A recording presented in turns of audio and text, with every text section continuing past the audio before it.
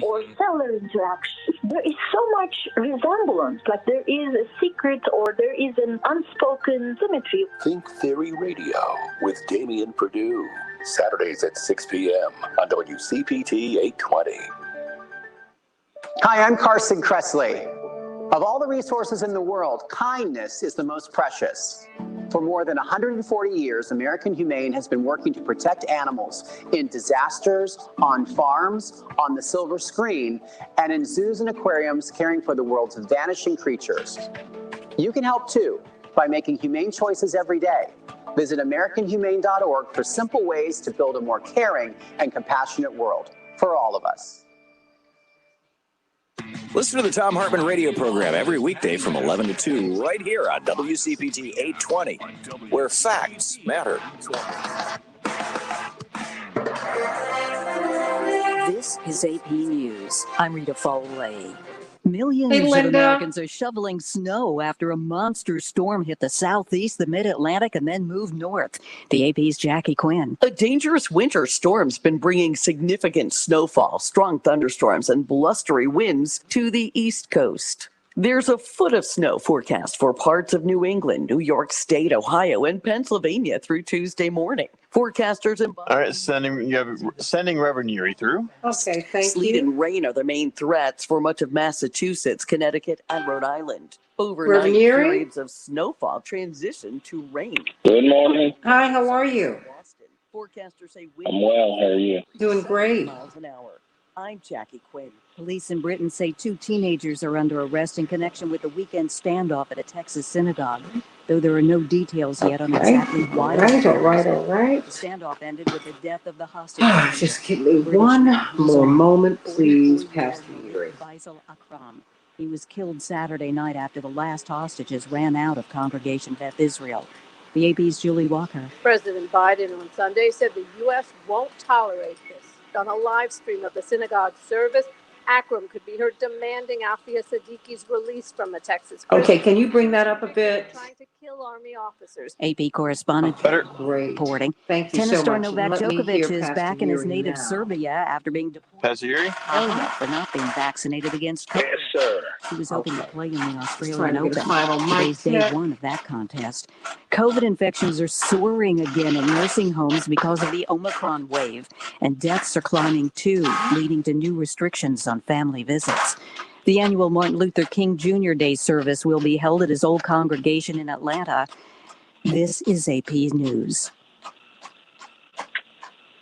Scientists are warning that you should expect more potentially troubling variants of COVID in Omicron's wake. The AP's Ben Thomas has this. Ewan Harrison, a researcher at the Wellcome Sanger Institute and University of Cambridge in England, says there's no telling what the next COVID-19 variant will guarantee the sequels of Omicron will cause milder illness. There's a potential that something could come that could be even more dangerous than this. There's also no guarantee existing vaccines will work against them. But Harrison says the speed with which they were developed does give him some optimism. We've developed systems now that can be adapted for our future pandemic preparedness, and in the meantime, we can put them to good use in dealing with, drug-resistant pathogens and typhoid and TB and flu. And health experts are pushing more people to get vaccinated, while today's shots are still effective. Gas is $3.31 a gallon this morning. I'm Rita Foley, AP News. This is 820 AM, WCPT Willow Springs, and streaming worldwide at WCPT820.com. We are Chicago's progressive talk, where facts matter. Now, your WCPT 820 Chicago traffic update. It is a pretty interesting morning and getting a little bit more so. In Oak Brook, we still have that accident, Route 83 at 22nd Street. On the expressway, some pretty good news. The Kennedy right now wide open, 16 minutes O'Hare to downtown. Eisenhower, a very quick 12-minute trip, Manheim to the post office. And then we get to the Stevenson inbound. Your stop and go between Cicero and Kedzie with a rollover on the left shoulder there. As for the inbound Dan Ryan, express lanes are heavy between Pershing and 35th Street with a crash blocking two right lanes. And the outbound Dan Ryan Express lanes, those are stop and go between the Stevenson and the Chinatown feeder ramp. Now, that earlier accident there is being relocated to Garfield. That's traffic. I'm Bonnie Green. Silicon Valley. Robert. The Tom Hartman radio program Joyce, provides all of the Francis. intelligence, information, and insight Martin you Luther need to King win the Day. water God cooler bless you wars. all. Weekdays 11 to 2, right here on WCPT 820, Chicago's Progressive John Talk, where facts matter. Today. Want to start the new year off on the right foot? Apply it to the accelerator of a new Porsche at the Porsche Exchange in Highland Park. New 2022 models are already turning heads. Cayenne, Macan, Panamera, the 911, and the fully electric Taycan. Special order your Porsche today and get ready for the performance of a lifetime. Or stop in for a test drive at the Porsche Exchange in Highland Park. Visit 4Porsche.com. The number 4Porsche.com. And so it makes. When you order your Walgreens prescriptions with same-day delivery, 60 seconds. experience some side effects. Side effects may include joy that you won't run out of your pills, and disbelief at just how crazy fast the delivery came right to your door. Get your same-day prescription refill today on the Walgreens app. To use same-day Rx delivery or 1 to 2 business day delivery, you must be opted into prescription status alerts. It will appear as an option at orders before that store's cutoff time for the day. Certain health plans do not cover or participate in same-day Rx delivery. Check with your health plan for further details. Excludes California. You're listening to WCPT 820, because facts matter. Let's get to it. My name is Tom. My name is Cindy. We give to and volunteer with United Way at our community. 10 seconds. Okay, Time and money are going to the right places. We don't just wear the shirt. We live it. Give, advocate, volunteer. Live United. Go to liveunited.org. Brought to you by United Way and the Ad Council. Amen. We can change the world, change the world, change the world. We can change the world, we can change the world, change the world. This is the Santita Jackson Show. War and hate to a place of love, it's not too late. Gotta save the children, we can't wait. Let's change the world. I am breathing. Hey, everybody. Welcome to the Santita Jackson Show. It's Martin Luther King Day. God bless you. What will you be doing today to commemorate the 93rd anniversary of his birth? And just turn those numbers around, because he was killed when he was 39 years of age. Just 39. God bless Dr. King today. Of course, we're going to be talking about Reverend Dr. Martin Luther King. Did you know that he had a 75% disapproval rating in the United States when he was killed? Did you know that 31% of Americans believed that his assassination was his own fault when he was killed? And he was fighting for a poor people's campaign and still fighting for voting rights. And so we're going to be talking about that and so much more with a tremendous panel with Dr. King's godson, who happens to be Jonathan Jackson, my brother. That's right. And Dwight McKee and David Maciotra and Attorney Darrell Jones from the Transformative Justice Coalition. And of course, we've got good news with Pastor Todd Yeary, Esquire. And we're going to be talking about COVID-19. It turns out many, many more people. There's a lot going on with COVID. There's a lot going on with COVID, and we need to talk about that. More patients are getting COVID during their stays in the hospital. And so what is going on? Because you now have hospital staff, nurses, and doctors who are going back with these relaxed CDC standards. They're going back asymptomatic, shedding virus, spreading virus. We've got to talk about that and what we can do about that. Is the point to stop the spread, or is it just not to get sick from it? So you tell me what you think. 773-763-9278, 773-763-9278. Hey, Abraham, my sweetie down there in Venezuela, and Joyce and Teresa, a marvelous. How you doing? So good to be with all of you today. I want you to call me at 773-Claire, at 773-Carmelita, at 773-763-9278, 773-763-WCPT. And let's talk about Reverend Dr. Martin Luther King today. And I'm coming to you from WCPT, the nation's largest progressive talk radio station, and AM 950 radio, the voice of progressive Minnesota. Can't wait to hear your thoughts today. Can't wait to engage with you. So it's Monday, January 17th, Martin Luther King Day. all day long. He is worthy to be honored, but you need to know what he stood for and why he was so reviled in life, as revered as he is in death. In Chicago, we're going to have a high of 30 degrees today, everybody. It will be partly cloudy. Minneapolis, St. Paul, 31 degrees, cloudy. In the NFL, well, it is playoff season, and here we go. Kansas City, 42, Steelers, 21. The Buccaneers, 31. The Eagles, 15. And did you see that game yesterday with the 49ers and the Cowboys? Heartbreaker, everybody. 49ers, 23. Cowboys 17. In the NBA, the Timberwolves rolled over the Warriors 119-99. The Bulls will be playing the Grizzlies tonight, and the Wild will be playing the Avalanche. Well, everybody, more than 50 million people are under winter advisory alerts across the eastern United States as freezing rain, ice, and snow have left more than 180,000 people without power. Efforts to clear roads are underway in states like South Carolina and Virginia, where hazardous conditions have caused several crashes. Air travel was snarled by the wintry conditions, with more than 3,000 U.S. flights canceled yesterday and more than 1,200 flights canceled as of this morning, everybody. Voting rights, that is uppermost in the minds of people who are celebrating, commemorating the birth and the life and the works of Reverend Dr. Martin Luther King today. Indeed, his family have asked, and I certainly will be honoring that, they've asked for no celebrations. They've asked for no celebrations this year. They said, we want you to celebrate our father, to commemorate him by fighting for voting rights, everybody. This is the national holiday, of course, that was enacted in 1986. And of course, the 1964 Nobel Prize and all that Reverend Dr. Martin Luther King did to become the founding father of the new America, all of that is legend now. But did you know that when he was alive, he had the last year of his life, he had a 75% disapproval rating here in the United States. Tragically, a British man traveled to Texas and took 4 hostages at a synagogue, everybody, this past weekend.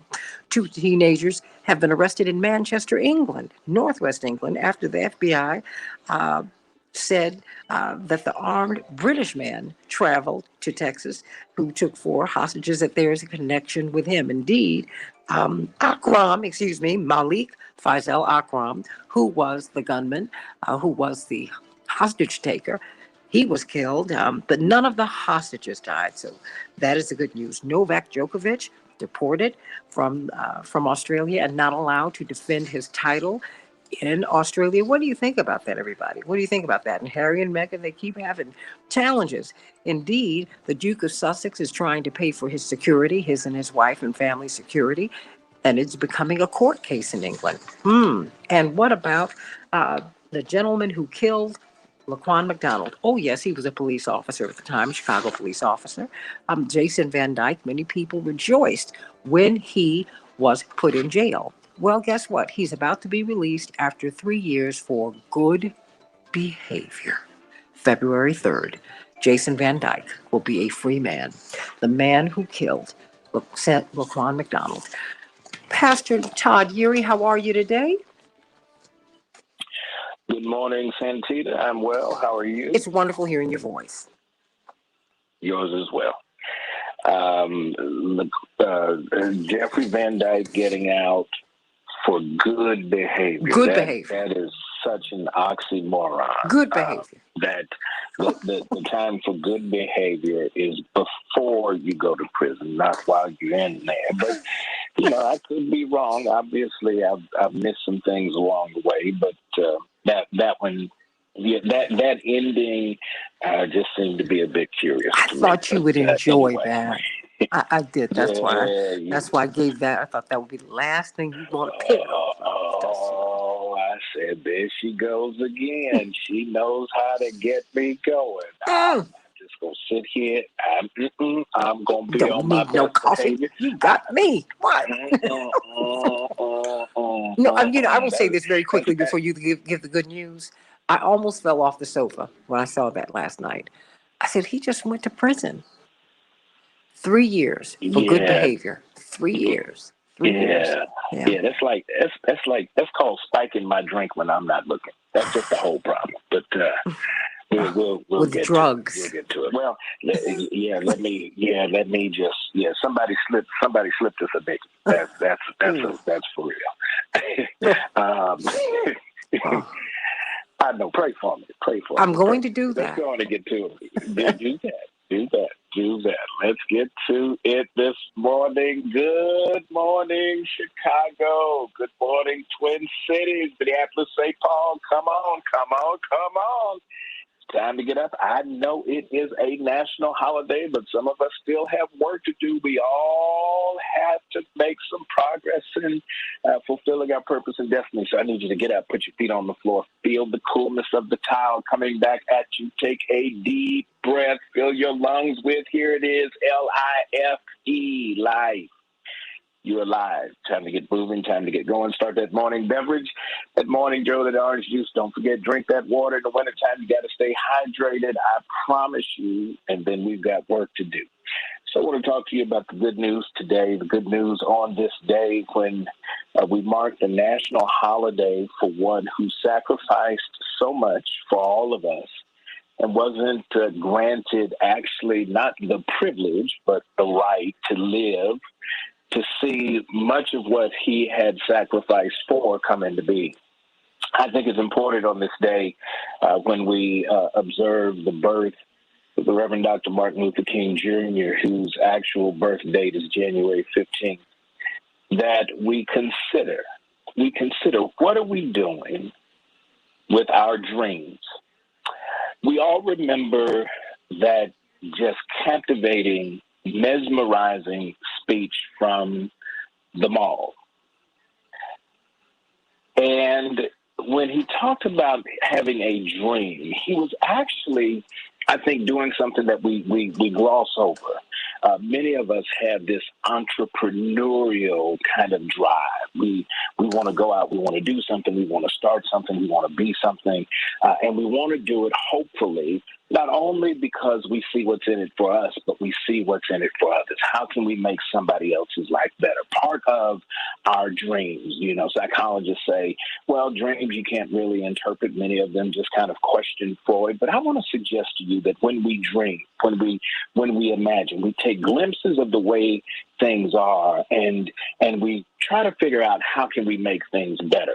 And as you embrace the entrepreneur that's in you, I want you to embrace the creative imagination that God has given to you to see how you're going to make the world better. On this day, I want you to go back and I want you to pick up your dream. I want you to go back and find that place, that thing, that passion, that you know that you don't need someone to jumpstart you to get you going for that thing, because you know that thing will literally change the world. Now, what do you need for that? I would suggest to you that you and I have to embrace what is often called the X factor. The X factor is passion.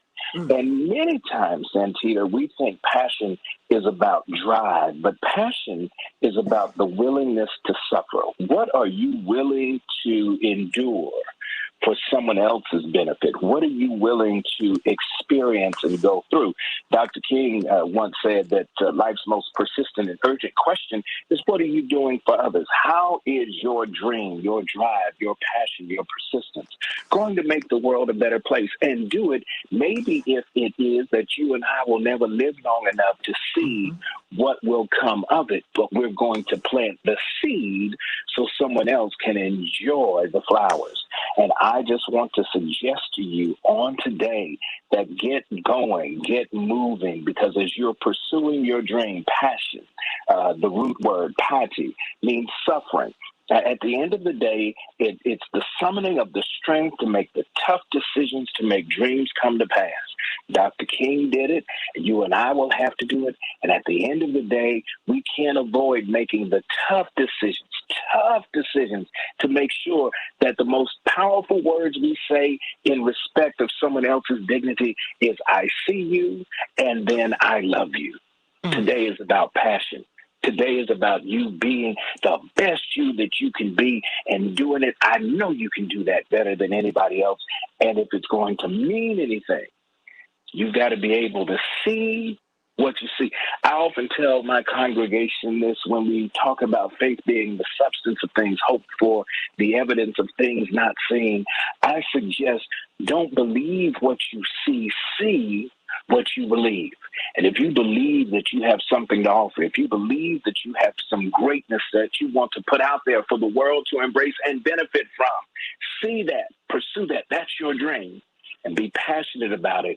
Do what you got to do and embrace the passion necessary to change the world. We thank God for the memory, the life, the legacy, the work, and passing the baton that Dr. Martin Luther King Jr. has given to all of us.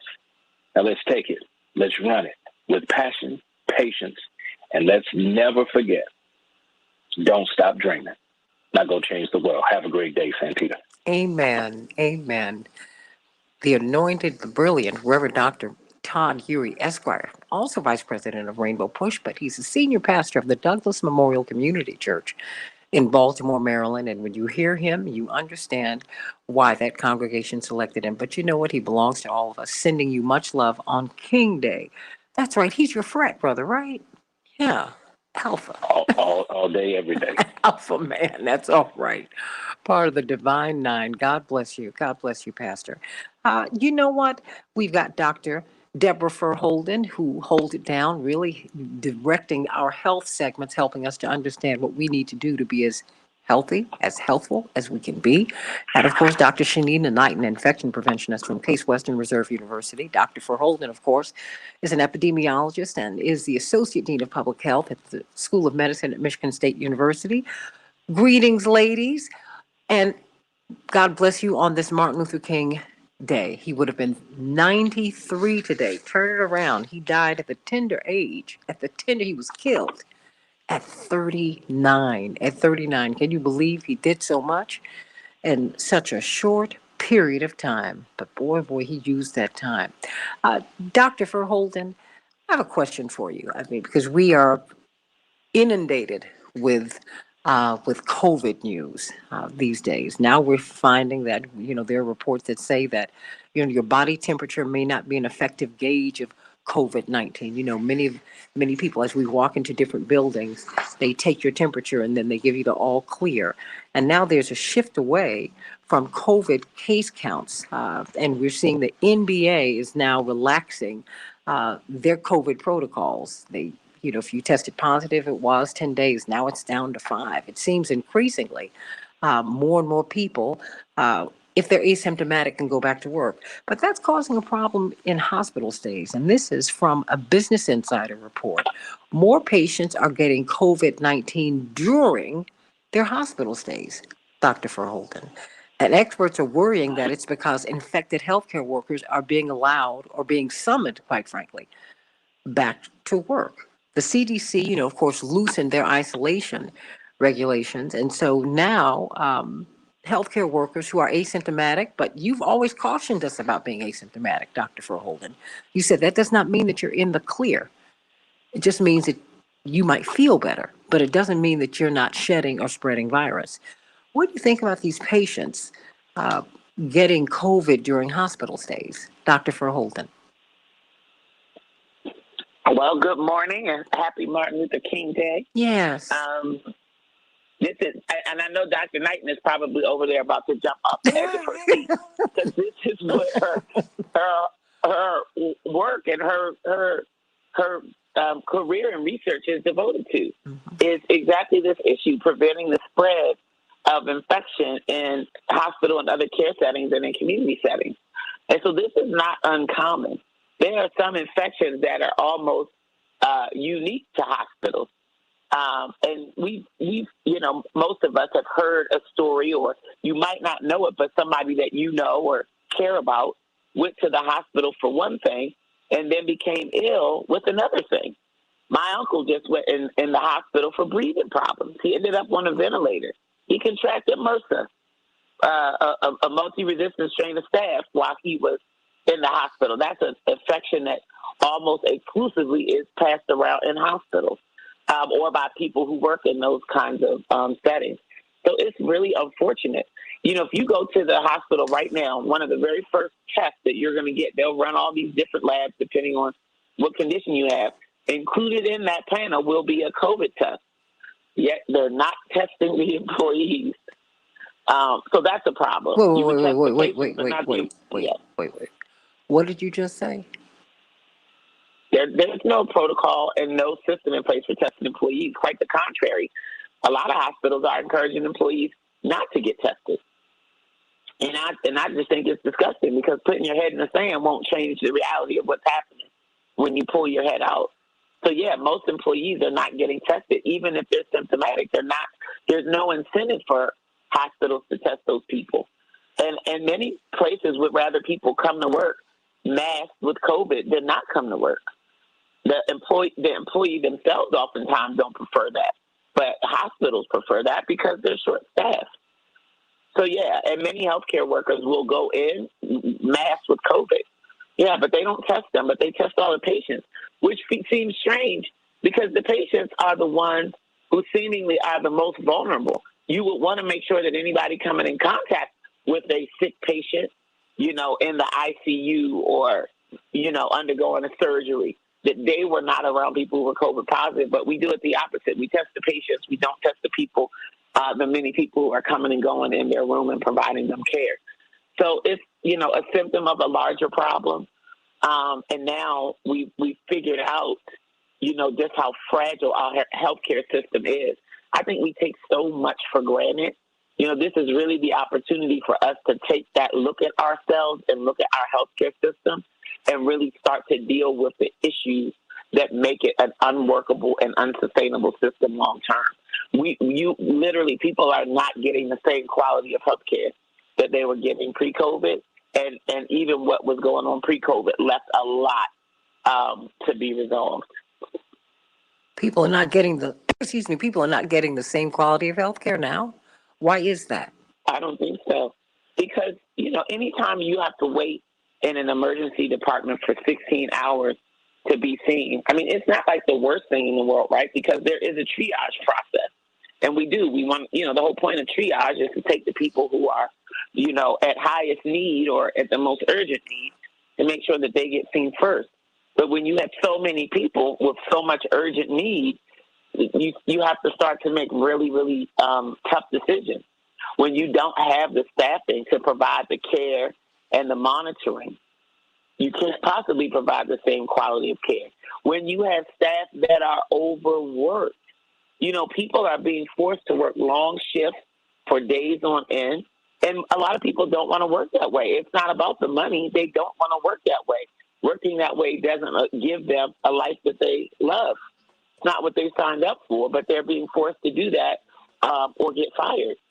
And so you tell me, if you had the choice, if you think it doesn't matter, if you had the choice to, be cared for or operated on by somebody who was rested and, felt they were being honored at their job, et cetera, or somebody who was disgruntled, upset, felt, used and maltreated, who would you want taking care of you? Who would you want operating on your loved one? Now, I want someone who's happy and feeling good. That just makes sense. That's why a lot of what's happening is really, really unsettling because people feel unsettled. They're saying, well, then what was all this about anyway? Because one of my questions is, okay, what is this about? I thought we were trying not to get COVID, not get it and not die from it. That's because you've been saying, and the disease has been demonstrating, it manifests itself in all kinds of ways and it can do so long term. When we come back, we're going to be talking with Dr. Shanita Knighton, infection preventionist, about this interesting information. More patients are getting COVID during hospital stays. And nearly 1/4 of U.S. hospitals are reporting critical staffing shortages. And so the CDC announced looser isolation requirements, and so did the NBA, by the way.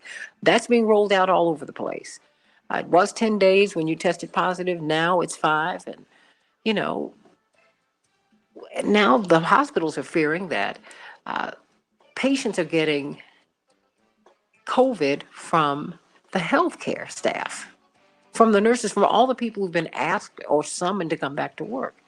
What do you think about that? 773-763-9278, 773-763-9278, coming to you, the Santita Jackson Show, coming to you from WCPT, the nation's largest progressive talk radio station, and AM 950 radio, the voice of progressive Minnesota.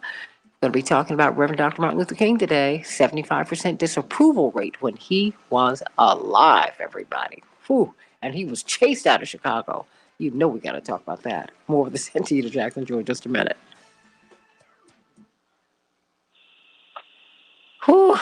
Dr. Deb, okay, you queued it up for Dr. Knighton. Oh, but you know what? I saw something. I'm going to send you this story, but I'm sure you already know about it. They're talking about I read it in The Guardian. I just read it before we came on the air. You know me, I'm always reading.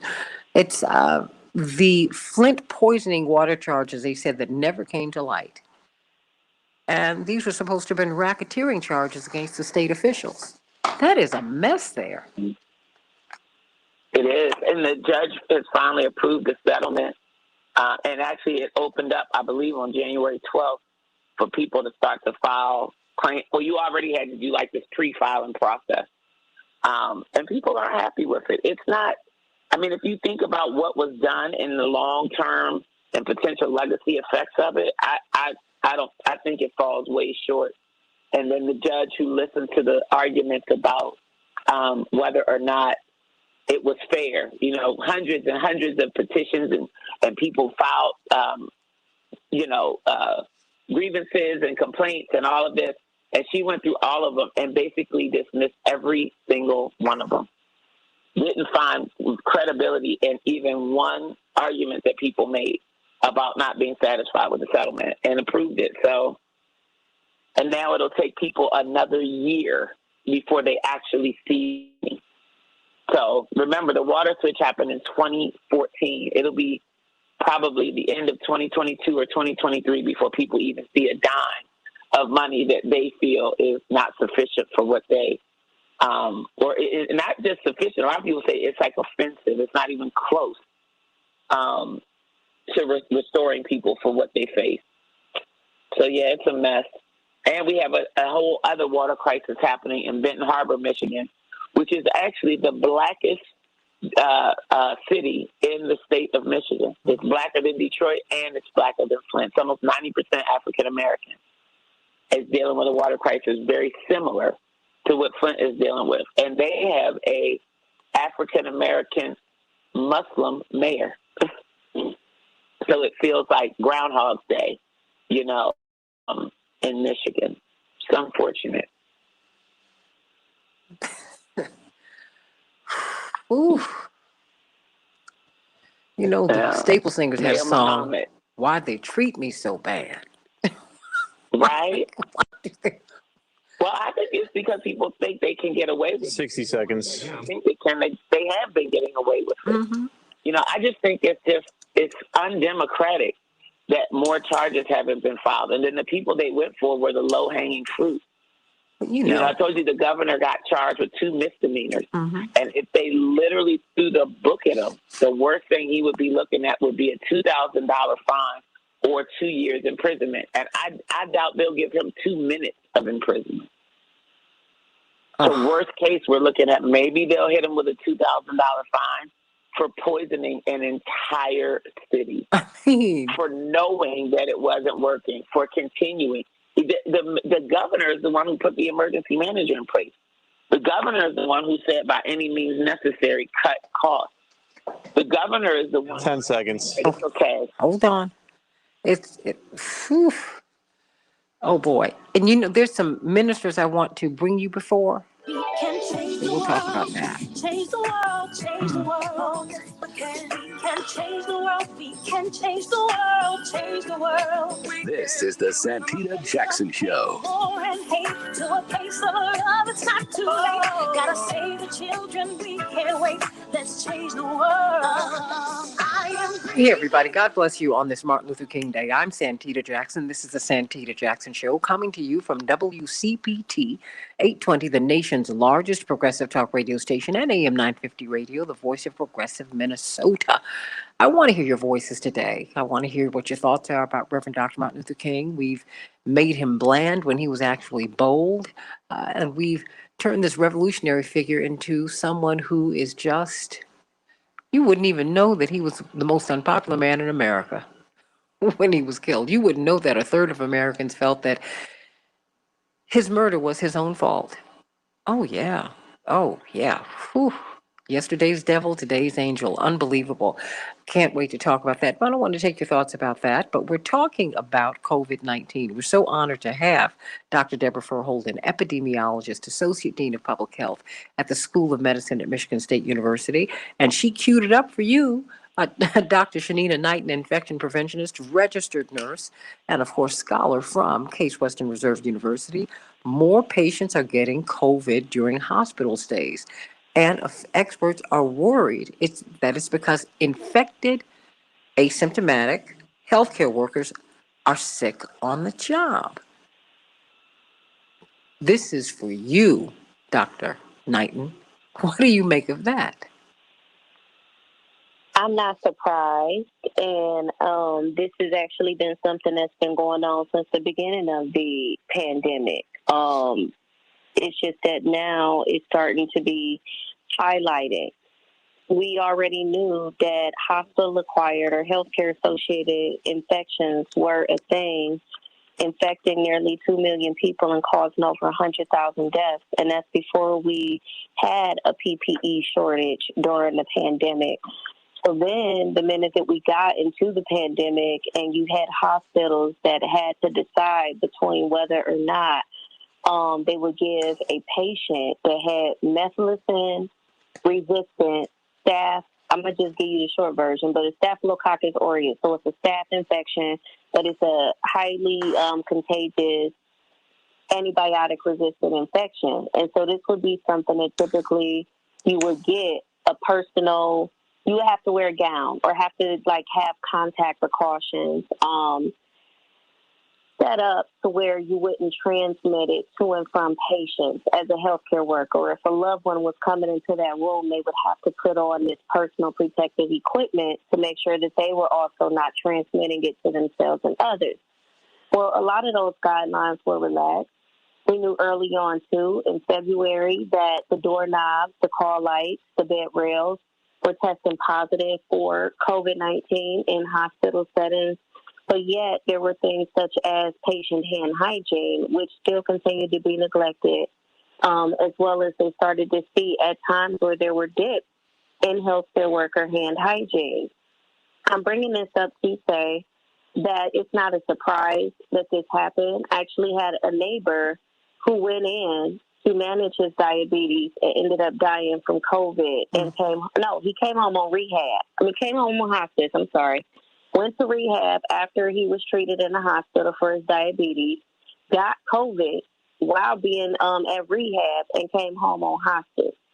So recovered just fine from the original condition, but then came home with COVID on hospice. So I'm bringing that up to say that that is a thing. And unfortunately, we are, our worst enemy in that when people were going to the hospital before, I would say were scared to go to the hospital. They were scared of going to the hospital to get COVID early on in the pandemic, which was the wrong perception. Now the concern is for people that are actively going in are experiencing a numerous amount of things. Discrimination is there, and so whether we're talking about racial discrimination that exists because of COVID and the incorrect messaging that's been about Black people being highest at risk, Black people not being vaccinated. That is something, I hate to say it, but is a symptom of some of the unsafe conditions that people are not only just working in, but the care that patients are receiving. I, unfortunately, am still attached to family, still attached to friends, and they even tell me, too, about some of their experiences of being turned away. I know individuals that have been turned away and are not here no longer on earth. So our system right now, I hate to say it, is in an unethical state. And we also know that because we were in a pandemic, that a lot of those quality improvement measures and standards that hospitals were being held to were relaxed and were suspended in order for us to be able to make it through the pandemic. As a result of those being suspended, that means that you did not have certain accrediting parties that were holding the fire to hospitals that were not being compliant about making sure that they were given quality care. Medical errors still matter. Unfortunately, we are in a time right now of where, because the healthcare system is so strained, unethical things are happening.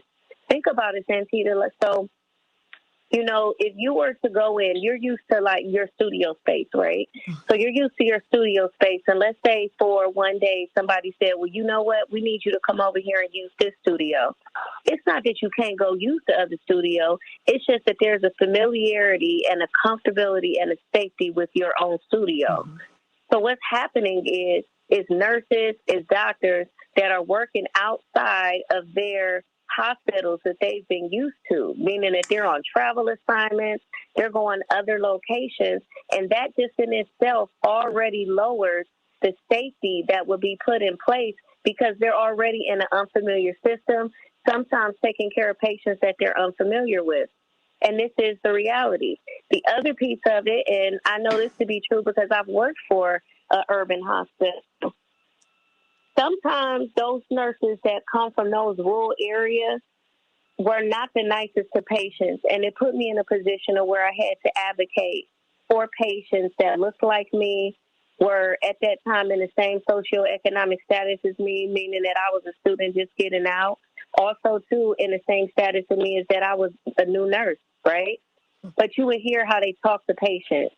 You would hear how they tried to provide care. And I hate to say it, but this is a real thing in healthcare. Unfortunately, that does get ignored. But the cultural barriers that sometimes that do exist, just based off of color alone, is a factor in care. And it's not just something I'm saying out of my mouth and have experienced. It's been scientifically shown. And so we have all of these things right now that's coupled with the fact that health disparities, meaning certain populations suffer more from more diseases, continues to also aggravate that problem, or it's a symptom of what's going on right now. And so I'm not surprised, unfortunately, that the healthcare system is unsafe. When we talk about hospital-acquired COVID, hate to say it because apparently that is not something that people want to talk about, but yes, hospital-acquired COVID, nursing home-acquired COVID.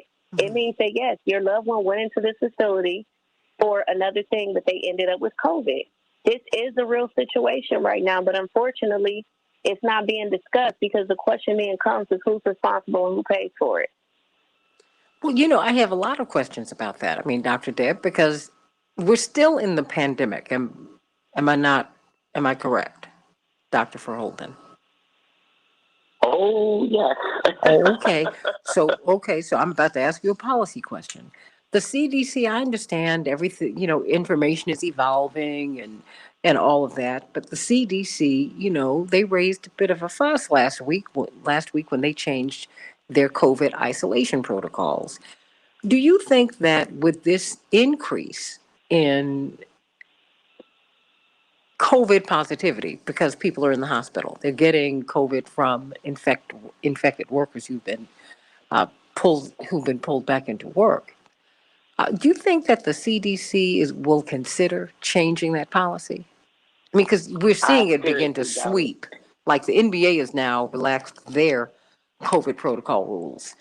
So I'm like, wow. So they're going to be huffing and puffing up and down that court. And I just, the droplets in the stadium, I can't. I mean, you and Dr. Knighton have really gotten me in a tizzy. Do you think that they'll change this? Do you think that they should? Well, I doubt that they will. The CDC has been, I think it's real interesting. In my opinion, they kind of have doubled down.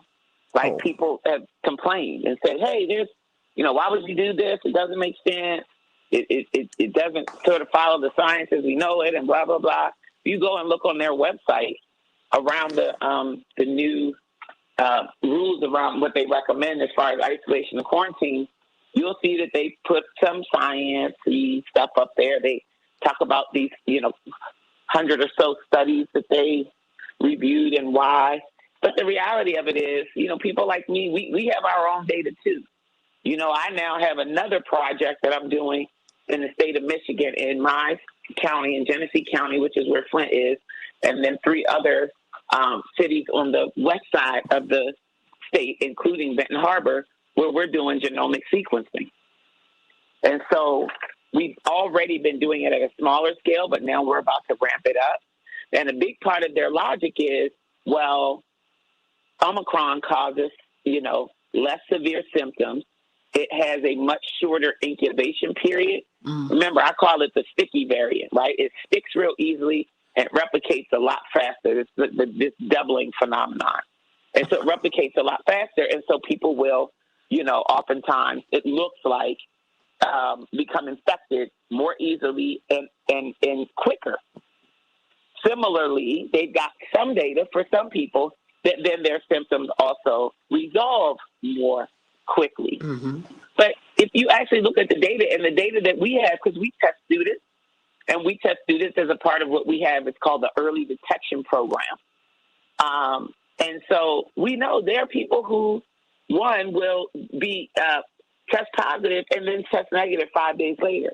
And then there are people who are positive who will still test positive 8 days later. And you don't know which strain people have. You will never know. Even the work that we do around genomic sequencing to do the genomic surveillance of variants in community, we're not linking it back to individual people. And even the cost to do it that way, and then to go back and report to people particular strains, we barely have a robust enough system for tracking vaccinations and testing data, let alone sequencing data. So, the recommendation to me, like I hear it, but then when they say, yep, and then you don't need to get tested, I feel like they're bending to circumstance. Are they bending to circumstance or commerce, to money? It's both. Yeah, so that's what I was saying. Corporations want this. So they're bending to meet what corporations want. Hospitals need it. So they're, sort of bending to that.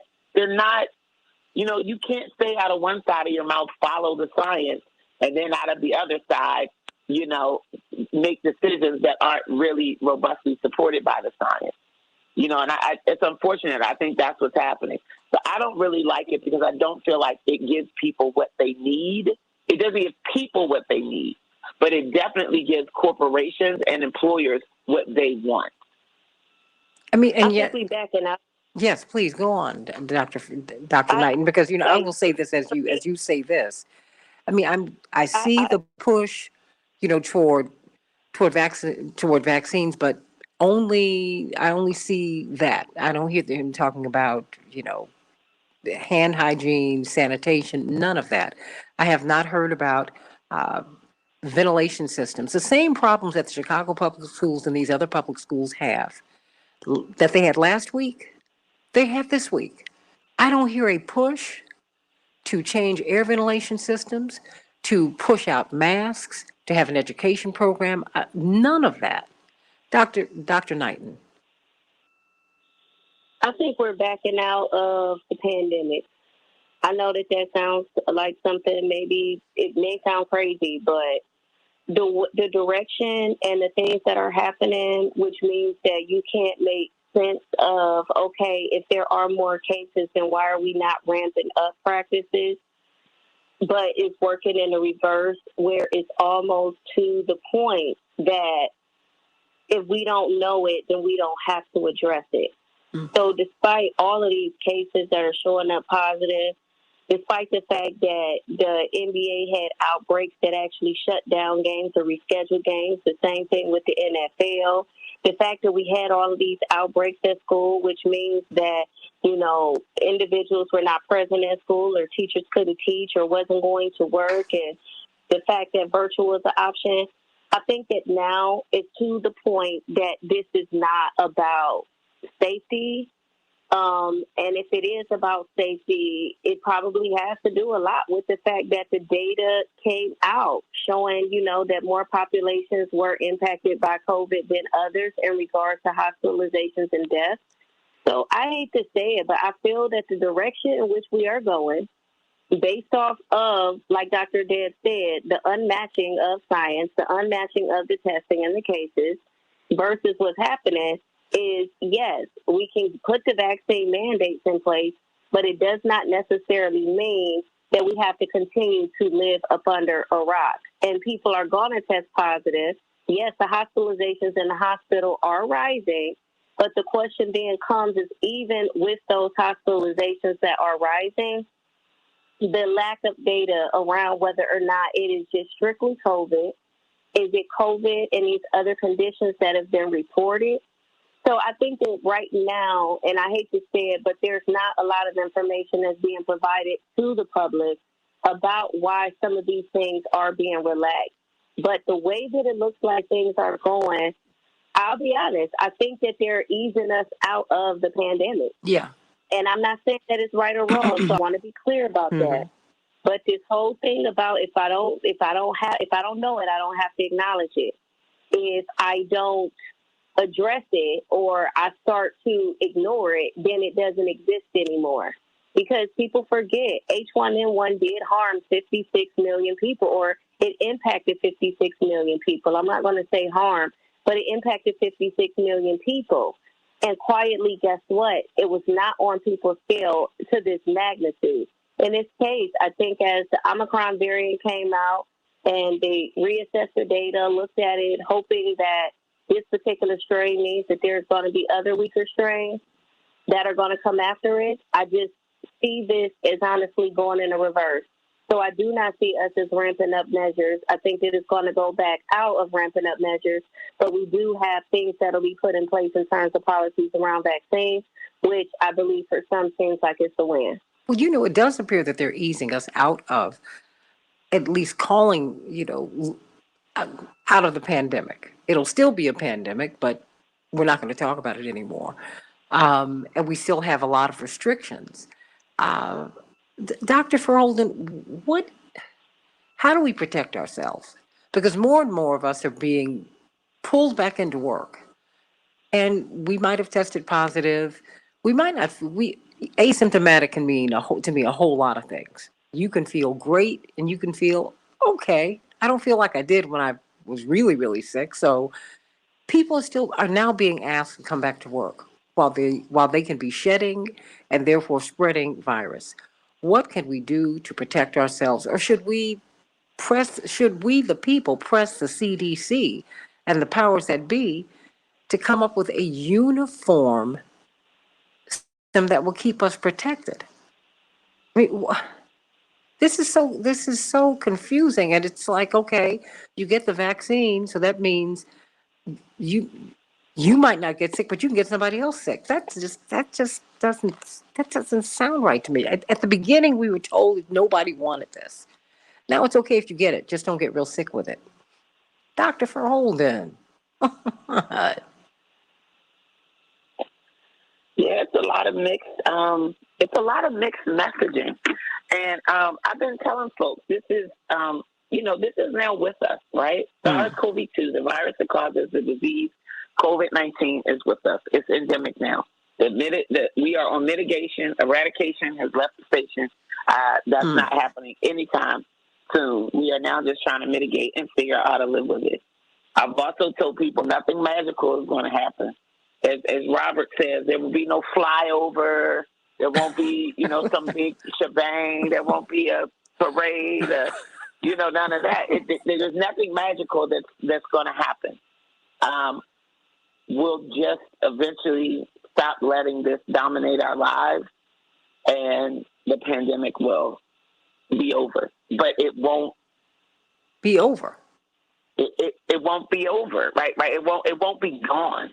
The virus won't be gone. We'll just stop letting it dominate our lives. Because you got to understand, so epidemic is when you get disease in excess of what you would normally expect in a population. That's what epidemic is, right? Versus endemic is the amount of disease that one would normally expect in a population. So a pandemic is just a global epidemic, worldwide epidemic, right? Okay. When you get this excess disease in multiple places across the globe, then it's called a pandemic. So once we figure out really what endemic really does look like, what kind of rates we would expect, I think we're starting to see now what we can expect by way of vaccination. How many, what percentage of the population we can expect to be vaccinated. And it does vary by country. Once we've got these sort of figured out, it wouldn't surprise me if you see some headline like the so-and-so, the WHO or the CDC or whoever declares the pandemic is over. It's not, it will be nothing magical. It will be nothing magical. And it might look, case-wise, not too dissimilar from what it looks like right now. Like, it might not look too different. It might be something very similar. You got to remember, for many places, we have COVID case numbers and death numbers. The rate might have gotten better. We might have gotten a little bit better at preventing death, among those who are infected, right? The vaccine has definitely helped with that. Therapeutics and just getting better clinical protocols for how to take care of COVID patients has improved the rate. But because the number has gone up so much, the total number of deaths is actually continuing to increase. We're going to figure out how much of that we're willing to accept, how much of that we're willing to tolerate, and that's going to be what we sort of expect. So I agree with Dr. Knight, and I think this is all like playing into this easing back to what it's going to be like. It's not really back necessarily by science, but I also know that scientifically and statistically, with the rate at which we're have been able to get shots in arms, the effectiveness of the vaccine and how that effectiveness wanes, and then also varies as a function of variants. This is we're in this for the long haul, is what I'll say. We're in it for the long haul. I tell you what I'd love to do with you going forward, you and Dr. Knighton, is what we can do to increase our own, to optimize our health so that we can fight this and everything else that comes our way. I really want us to begin to talk about these other vaccines that you've said that that adults need. There's an adult schedule for vaccines. I was not aware of that. There are also things that we need to be doing in terms of how we eat and, Dr. Verholden, there's a lot that we need to be doing. There are a lot of discussions that need to be had right now. And, and we're going to have to do that. We're going to have to, because like you said, it's here. And now the NBA, all the sports teams, they're like, you know what? Hey, this is behind us. We're going forward. I'm like, well, wait a minute. Really? How does that work? Oh, Dr. Verholden, I got 1 minute. It belongs to you. Yeah, I do think we will figure it out. I think if you go to other parts of the world, you will notice habits that people have that we will ultimately have to adopt that they don't see as a big deal. You go to certain parts of Europe, people just mask when they go indoors now, and it's literally not a big deal. You will find a lot of places have a lot more outdoor seating than they've ever had before. Yes. It's not a big deal. People get vaccinated, and it's literally not a big deal. They're getting vaccinated and boosted. And for them, it's not that big of a deal. I think we're going to have a real reckoning with what really matters to us and how do we really want this to go. If the bottom line is we will just accept a certain amount of death, illness in our community because people don't want to do all those basic things, then that's what it will be. That will be very sad and tragic because a lot of the death and the disability and the illness will be preventable. But we're really about to see what Americans are made of. We're really about to see that. And people are really about to put their health where their mouth is. And so we'll see. I don't want the will and the desires of some corporation to dictate, my family's, health and safety. But unfortunately, that's what's happening right now. And I personally like to focus on the systems and the structures. I think it's very important to give people all the tools that they need, but I do not like shouldering and shoving responsibility that really lies at a higher level onto the backs of individuals.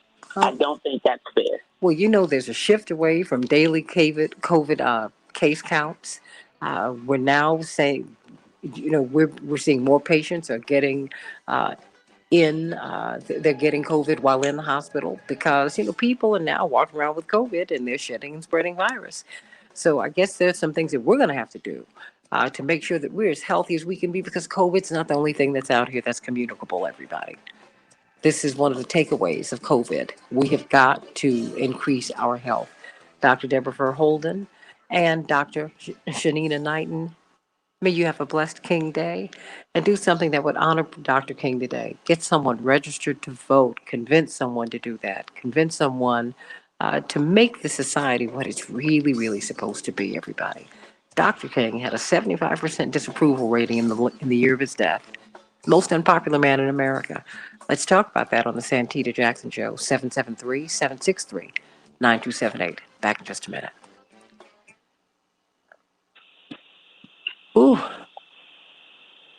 Oh, you guys, it's just too much. And the police officer, then police officer, Jason Van Dyke, who killed Laquan Mcdonald, he will be released from prison after having served 3 years. He's going to be released for good behavior in about 2 weeks. Whew.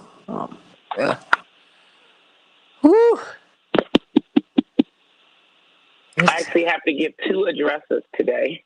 Oh, you do? I do. We have a new site for our public library.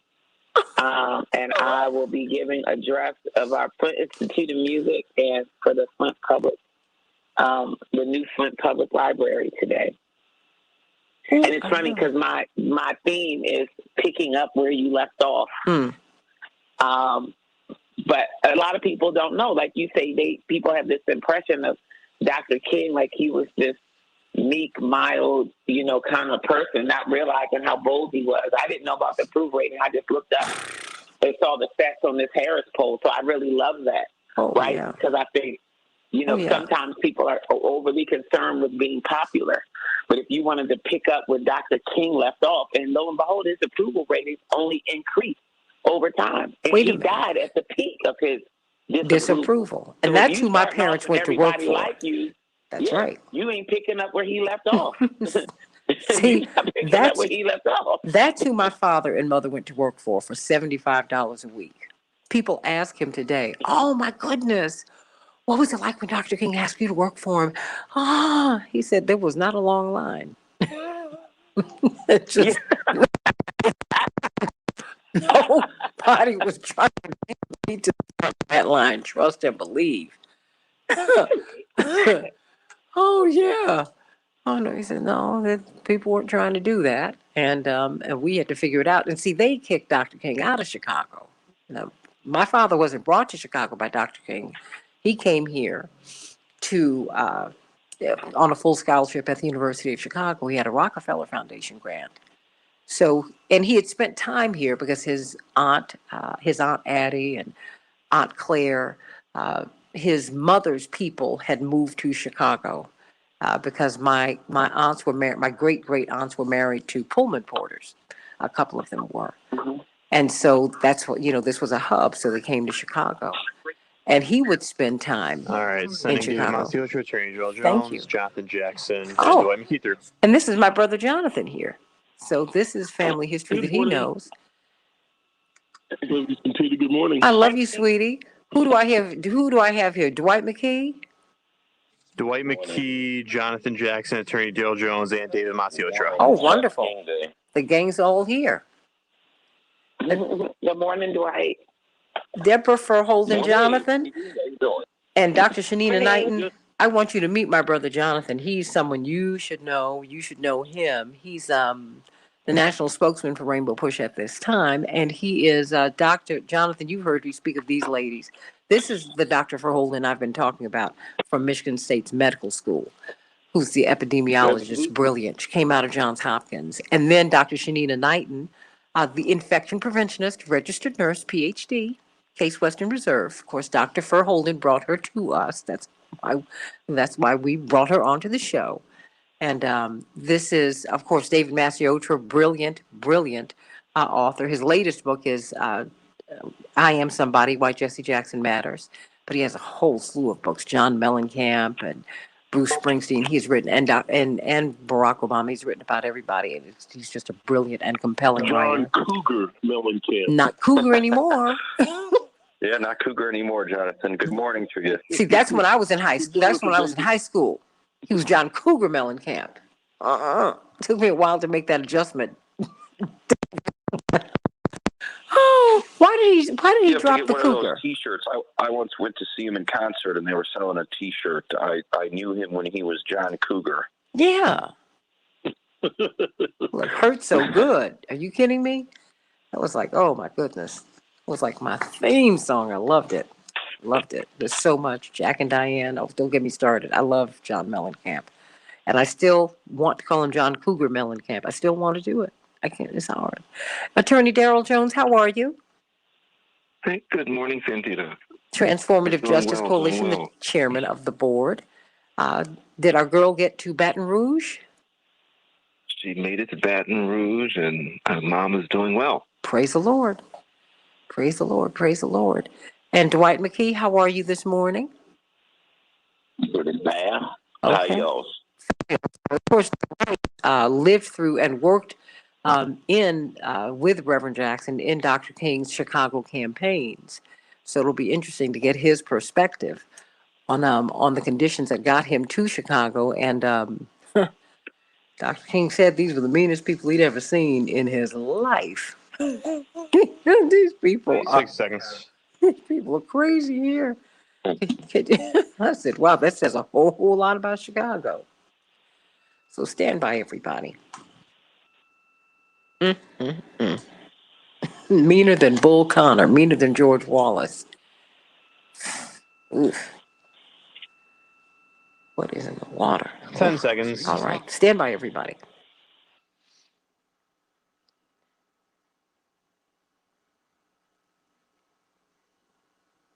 We can change the world, change the world, change the world.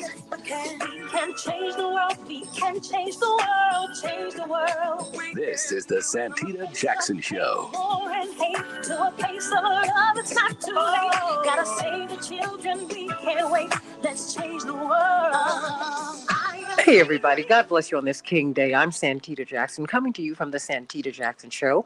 WCPT 820, the nation's largest progressive talk radio station, AM 950 radio, the voice of progressive Minnesota, sending everyone my love today, our love today on this King Day. Dr. King would have been 93 years of age, but you got to turn that around because he was assassinated, murdered at the tender age of 39, never even made it to 40. But while he was here, indeed, he did change the world, and he's still changing the world. He's still shaking up the world. We're still fighting for, not to make his dream, to make the reality that he was fighting for, to make that real, everybody, to make it real. So we got a lot to talk about today on the Santita Jackson Show. What about Reverend Dr. Martin Luther King? What about him? Who was he? Why was he so unpopular in the final years of his life? 75% disapproval rating, everybody. 31% of Americans felt that he was at fault for his own assassination. Wow. Call me at 773-763-9278, 773-763 WCPT. Let's get to some of these headlines so we can get to this magnificent panel. Chicago will have a high of 30 degrees, partly cloudy. Minneapolis, St. Paul, a high of 31 degrees, cloudy. In the NFL, well, it is playoff season, and boy, oh boy, it has not disappointed. Kansas City, 42, the Steelers, 21. Kind of heard about that. I always loved the Steelers. And the Buccaneers, 31. The Eagles, 15. The 49ers, 23. Triumphant over the Cowboys, 17. That was a heartbreaker, everybody. Lost in the final seconds of the game. Wow, unbelievable. And in the NBA last night, the Timberwolves, 119. The Warriors, 99. And the Bulls will be facing off against the Grizzlies tonight. Extreme weather. More than 50 million Americans are under winter weather alerts across the eastern United States as freezing rain and ice and snow have left more than 180,000 people without power. Praying for them today. Voting rights is at the top of the menu for those of us who are commemorating the 93rd birthday of Reverend Dr. Martin Luther King Jr. It's a national holiday that was established in 1986, and we're going to be talking about that very, very shortly. Healthcare professionals are ramping up efforts to inform parents that unvaccinated children face increased vulnerability to COVID-19. While early data indicates Omicron appears to cause less severe symptoms and leads to fewer hospitalizations, its rapid spread indicates more children are likely to become infected. Teenagers have been arrested in the UK in connection with this kidnapping at this Texas synagogue over the weekend. Fortunately, none of the 4 hostages were killed, but the man who held them hostage, Malik Faisal Akram, was killed in the raid to save the lives of all of the people who were in the synagogue. Novak Djokovic will not be allowed to defend his Australian Open Grand Slam title. Indeed, he is considered by most to be the best male tennis player of his era, and indeed, if not of all time. He is in line to become the winningest Grand Slam male player in history. But he won't get that chance this time because he will not be able to defend his title in Australia, and having had his visa revoked, he might not be able to get back to Australia for 3 years, but he can appeal that decision. Laquan McDonald murder. Well, Jason Van Dyke was convicted of the murder of Laquan McDonald, and of course he went into prison. Well, guess what? He gets out February 3rd, having served three, count them, 3 years, and he's going to get out, guess what, everybody? For good behavior. Let's talk about Reverend Dr. Martin Luther King today, everybody. Before we do, let's talk about saving your home, everybody. Saving your home. We're finding that there is massive discrimination as people try to get their homes refinanced, as people try to save their homes. More than 300,000 African Americans in Chicago alone have lost their homes. They have had to leave here. They've had to leave here because they couldn't afford their rent. They couldn't afford to keep their houses. They couldn't get those houses refinanced to keep them up. And so Team Hochberg is stepping into the breach. I want you to call them at 312-855-56-DAVID, 312-855-56-DAVID, because if you have poor credit, if you're trying to establish credit, if you've had some financial issues, particularly at this time, they can help you to save your home. Indeed, we all need some help right now. And many of us don't know where to turn. David Hochberg wants to help you, and he's making a special outreach into Black and brown communities to help us to save our homes. Think about Denise, who was 70. She lived in a $400,000 home with her husband until he suddenly passed away. Yes, some people with some monies actually have problems too. She planned on selling her home and moved into an apartment building before contacting Team Hochberg for a free reverse mortgage consultation. They were able to secure that for her, and she was able to hang on to her home that she had lived in for 40 years. So, they do some of everything. But if you need to establish your credit, everybody, if you need to save your home, if you're having trouble getting your home refinanced, please call Team Hochberg, 855-56-DAVID, 855-56-DAVID, or 56david.com, 56david.com.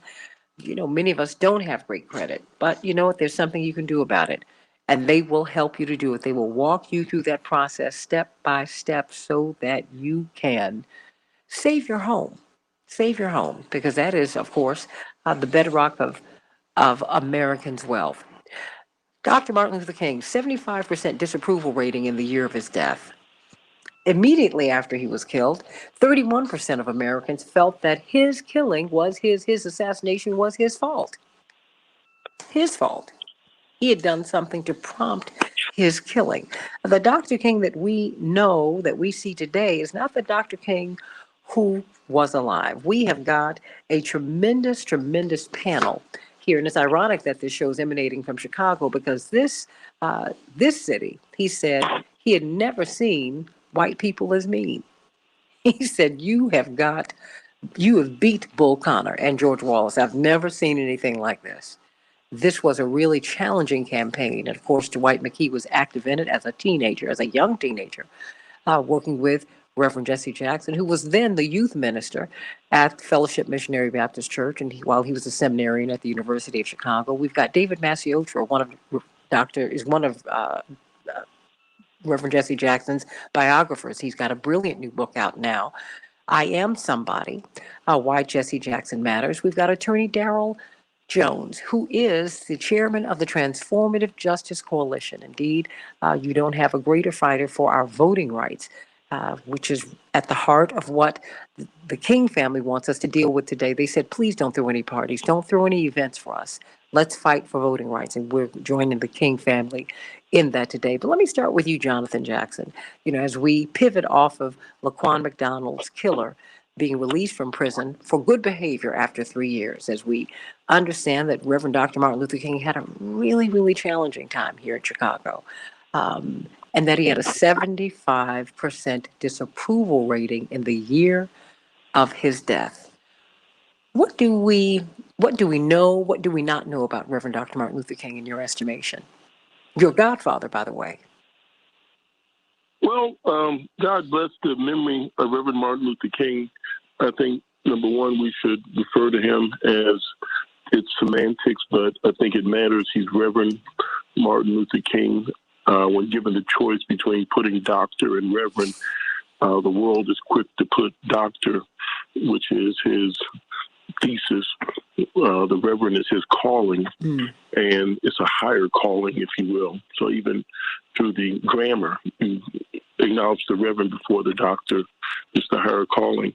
And it puts his life into context. This is a minister, unarmed, never had state power, didn't have security guards, bodyguards, an unarmed man with a Bible that found moral meaning and conviction, which fueled his life, which let him go out every day courageously, having been stabbed in the chest, having been set up by the FBI, having had his house bombed, having been arrested 29 times.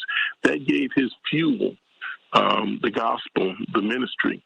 I think that we should put Reverend Martin Luther King in the context that at the, I think of Plato's The Apology, those persons that have to represent the persons that have been enslaved and the downtrodden, and the word Reverend Martin Luther King and Dr. Howard Thurman oftentimes use disinherited. The optics are so bad in this country. Those that fight for freedom are the ones that are attacked. And people think that freedom was on the heels of inevitability, that things were naturally getting better. And these persons that are counterculture, that are change agents, oftentimes get vilified. Now I see Reverend Martin Luther King's life becoming, if you will, sanitized, as if he had no struggles, as if he was a pacifist, as if he was a dreamer, as if good things were naturally going to come, where we would sit together on buses together because it naturally made sense. He came up in an insane period and brought sanity, and I think we should put that in the context that, and all those great abolitionists, if you will, that fought to make change, even after they signed Johnson's legislation, white lash happens where they get taken out of office. Even after we see progress, there's white lash that comes back to take out good abolitionists that were fighting the right cause. And even the Republicans that are standing up today against Donald Trump are being taken out of their own party because they were simply telling the truth. So then and now, I think we can put King into context, and it makes his life all the more meaning. And Santita, I just want to make one other point. I want to thank our father, Reverend Jackson, on this day, because it was 19, John Conyers in heaven. He started the ball rolling for a King holiday after King was assassinated. I think that took almost 15 years. We were going to D.C. to have marches. Mr. Stevie Wonder came up with a beautiful song, Happy Birthday, in the last 2 years that fueled it. Ronald Reagan signed it into law in 83. It became law, the King holiday in 86. Individual states and counties had to ratify it. The New York Stock Exchange and the NASDAQ took a moment of silence for Reverend Martin Luther King. And after our father created the Wall Street Project, seeking economic justice on Wall Street, it was in 1998, after I prompted him to ask Chairman Dick Grosser of the New York Stock Exchange, why is the market open? He says, we never really thought about it. And then Dick Grosser told us we have to poll our members. It's a private member organization, the New York Stock Exchange, to see what they want to do on closing the exchange. They came back and unanimously said we should close the exchange. That is why the markets are closed and the banks are closed and now the schools are closed. And holiday. Amen to that. Amen to that. I do remember when that happened. I do remember that happened. But as you point out, Jonathan, it didn't just happen.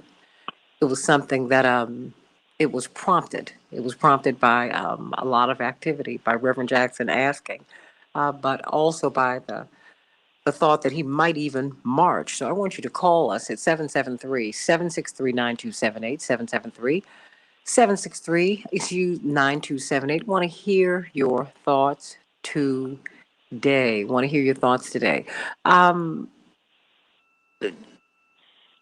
David Maciostra, when you think of Reverend Dr. Martin Luther King, when you think of someone who was so incredibly unpopular in his lifetime, what do you think?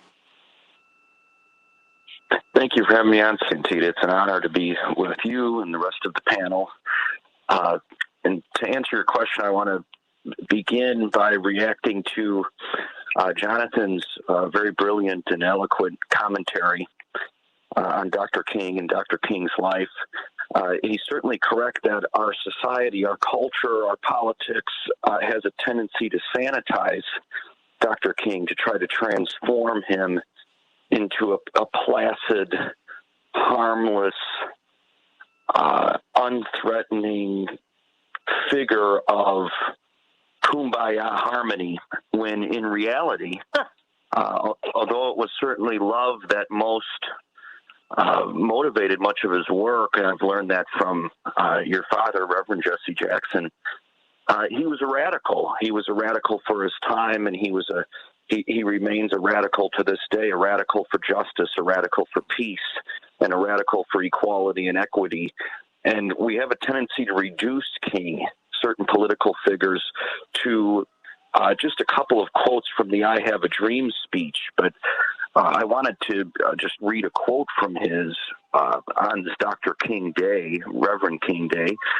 We must rapidly begin the shift from a thing-oriented society to a person-oriented society. When machines and computers, profit motives, and property rights are considered more important than people, the giant triplets of racism, materialism, and militarism are incapable of being conquered. Reverend King said that when he accepted his Nobel Peace Prize. And that quote should inform us about his political and philosophical priorities, but also disturb us out of our stupor and complacency in our culture, because we're not making much progress in conquering racism when the universal franchise is under assault, and when we still have systemic racism in housing, in criminal justice, in education, in healthcare, and in finance, and when Donald Trump is leading a right-wing movement according to race-baiting policy, racial hatred, and hate crimes are on a gigantic rise as a result. We're not making much progress in conquering materialism when we still have millions of people we classify as working poor, a category that should not exist in our country, when medical debt is still the number one cause of bankruptcy in our country, and when you could go into any major city, including Chicago, and see many people sleeping under bridges and in ditches and in tent encampments. And we're certainly not making much progress against the evil of militarism when we have a bipartisan $760 billion so-called defense budget, and we're still bombing 3 countries. We move from president to president, political party to political party, but the bombing never stops. We're still bombing Syria, Iraq, and Somalia. And I've had the honor and great pleasure of befriending and writing about Reverend Jesse Jackson, one of King's close aides, and learning about Jackson from him, learning about King from him. And I remember Martin Luther King Day 2019, before we entered this strange new pandemic world, Reverend Jesse Jackson saying at Push that if we want to honor Reverend King, all of the parades and the parties and the ceremonies don't mean anything if we don't register to vote, if we don't fill the streets, if we don't apply pressure to political leadership to reshape and reform our country. And I remember Reverend Jackson saying to the crowd assembled there, "I need you to come alive again." And Reverend Jackson's example of that was on display over the weekend when he did a press conference at the King Apartments for fair housing and to fight homelessness. And it made me think of the Lord Byron poem. I'll close with this. Lord Byron, in writing about revolutionaries of his time, said that their blood becomes like the dew on the grass. But a tree, it is that dew that a tree can renew. When we follow the example of Reverend Jesse Jackson, when we follow the example of others, and really in our own way dedicate our life to conquering the triplets of evil that Dr. King identified and to striving for social justice and equality and peace and love, we plant trees that renew the life, legacy, vision, and mission of Dr. King. If we fail to do that, then we allow the Reverend King's legacy to become a stagnant symbol without much meaning, and we risk having our country move further and further away from what it is that he risked and ultimately gave his life to try to achieve. We're talking about Reverend Dr. Martin Luther King today. You just heard the voice of the brilliant David Maciotra, the author of many books on Barack Obama and John Mellencamp and Bruce Springsteen. His latest is I Am Somebody, Why Jesse Jackson Matters. Of course, he also writes for Salon and other magazines. We've been listening to Jonathan Jackson, national spokesman for Rainbow Push. And we can't wait till we get to the other side of the break to hear from Attorney Darrell Jones, chair of the Transformative Justice Coalition, probably the nation's foremost voting rights organization, and Dwight McKee, who was a participant in Dr. King's Chicago campaign, almost 60 years ago. Jonathan, are you surprised by the sanitizing of Dr. King? I got a couple of minutes before we go to break. No, it's the appropriation of history on the losers, those that were the segregationists, now misappropriating credit. You oftentimes see elected officials and those that give the speeches that weren't necessarily on the ground doing the work take the credit, and even the devil can use the handle for his own benefit to use King's quotes out of context, the content of our character. I hear the Republicans using that oftentimes as a mantra these days. But no, it happens over and over again to misappropriate history, to take someone's credit. I was at the groundbreaking for the King Monument in D.C., and I heard one person reference King, although flawed, was a good man, and Senator Robert Byrd, a former Klansman, was on the stage. I shuddered in my bones, but King had been assassinated, and he clearly was of the age group and of the class of Robert Byrd, but they were on two distinct sides of history. But I think it's up to us, and thank God for you and this program and those persons that are tuned in, and thank you, Brother David, to tell the story, to tell the truth. I mean, the market didn't automatically close on its own. There were real people. King came to Chicago and got hit in the head with a brick, and although we didn't have the history of segregation, if you will, we had the regulations that go in that are even more vicious than segregation. It's not the no Negro, no black, no color allowed. It's the regulation that says you don't qualify. It's now going into the restaurant that says seats reserved and the restaurant is empty. Now it's the regulations of saying you don't credit qualify, although you're a renter and you pay your cell phone bill and you pay your other installments online, but you don't get credit for being a renter on your credit report. And it's called a black box, where this is something that the federal agencies have us go to get a credit report, but they don't have to say how they come up with their credit rating. And if you have a common name like mine, Jonathan Jackson, and they do a skip trace, somebody doesn't pay their medical bill in another county, they stick it on mine. So I'm always appealing something off my credit that I didn't do it. And God bless you if you have a name like Gregory Jones, you're going to get hit with all kinds of stuff on your credit. Welcome to America, everybody. After Dr. King was knocked in the head in Marquette Park here in Chicago, August 5th, 1966, he told reporters, "I've been in many demonstrations all across the South, but I can say that I have never seen, even in Mississippi and Alabama, mob as hostile and as hate-filled as I'm seeing in Chicago." Back in just a minute.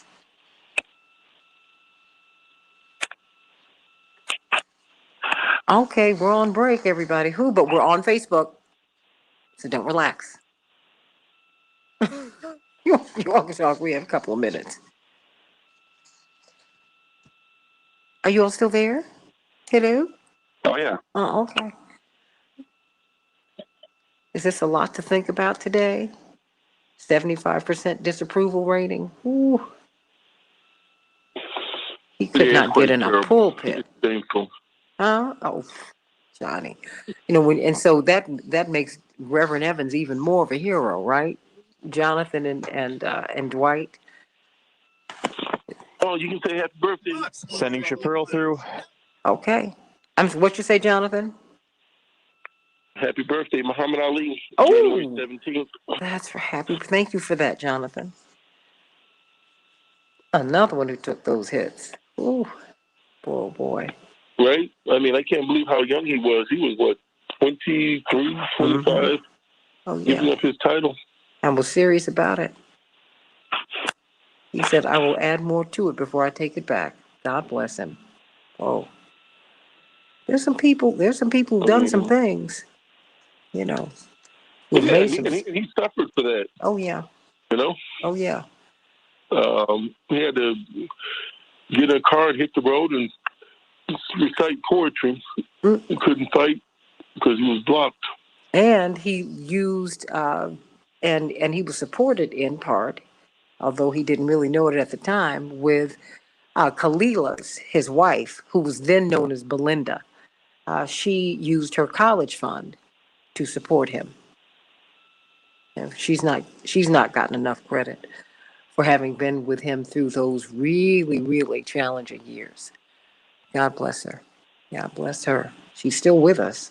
I need to reach out to her and have her on one day, because it was not an easy thing. Oh, for certain. Mm-hmm. I was with her in Rhode Island at the Caprios, and it was just. I didn't know. I'd love to see her. Oh man, I'll send you her number. I will send it to you. Is she in Chicago? No, she's not. I think she's down in Florida. But I'll send you her information. You should call her. She would love to hear from you. Because she was telling everybody in Rhode Island that she was our babysitter. Oh, we were kids. I said, oh. Yeah, she called me for Christmas last year. She was doing really fine. She was talking about she was in some movies. We had a great conversation. She's a wonderful human being. Wonderful. Wonderful. And just, 60 seconds. Very, very warm and unaffected. I mean, just to think that she was married to the most famous man on the planet, but one of the most approachable and warm people you'd ever want to know. Do we have Shapiro with us? Yes. Okay, great. Yes, I'm here. Oh, don't. Now that all these men here, you're going to try and sound like you're just nice and sweet and meek. Are you serious? Shapiro, please. You're going to go off after you talk about your food. I'm just wanting Uncle Charlie to call that vote. Okay. 10 seconds. Uncle Charlie. Wonderful. That's nice. Okay.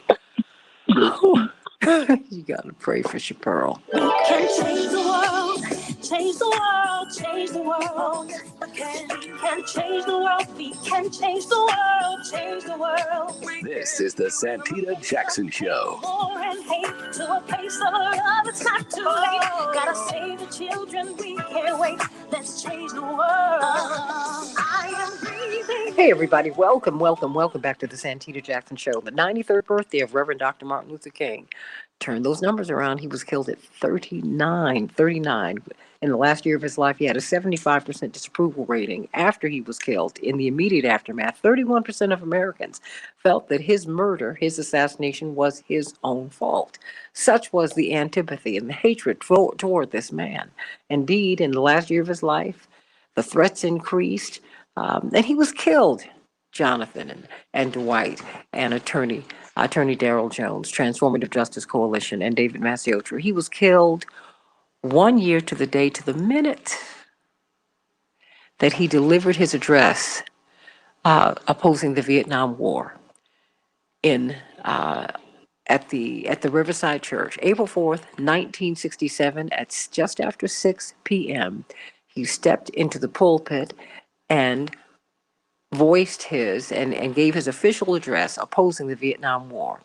April 4th, 1968, just a minute after 6, he was killed on that balcony at the Lorraine Motel in Memphis, Tennessee. Unbelievable. 773-763-9278, 773-763-9278. Attorney Darrell Jones, your thoughts about Reverend Dr. Martin Luther King as we are engaged in this titanic fight for our voting rights.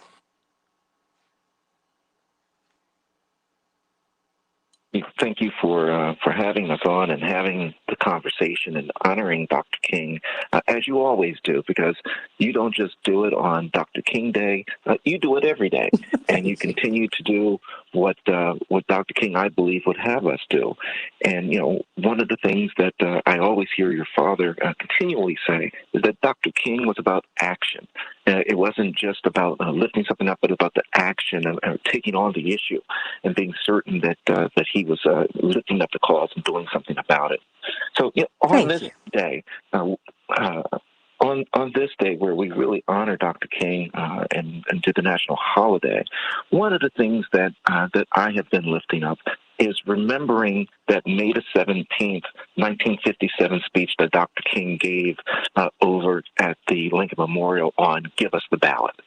And when we start digging into that Give Us the Ballot speech, in my estimation, it brings us back to where we are right here today.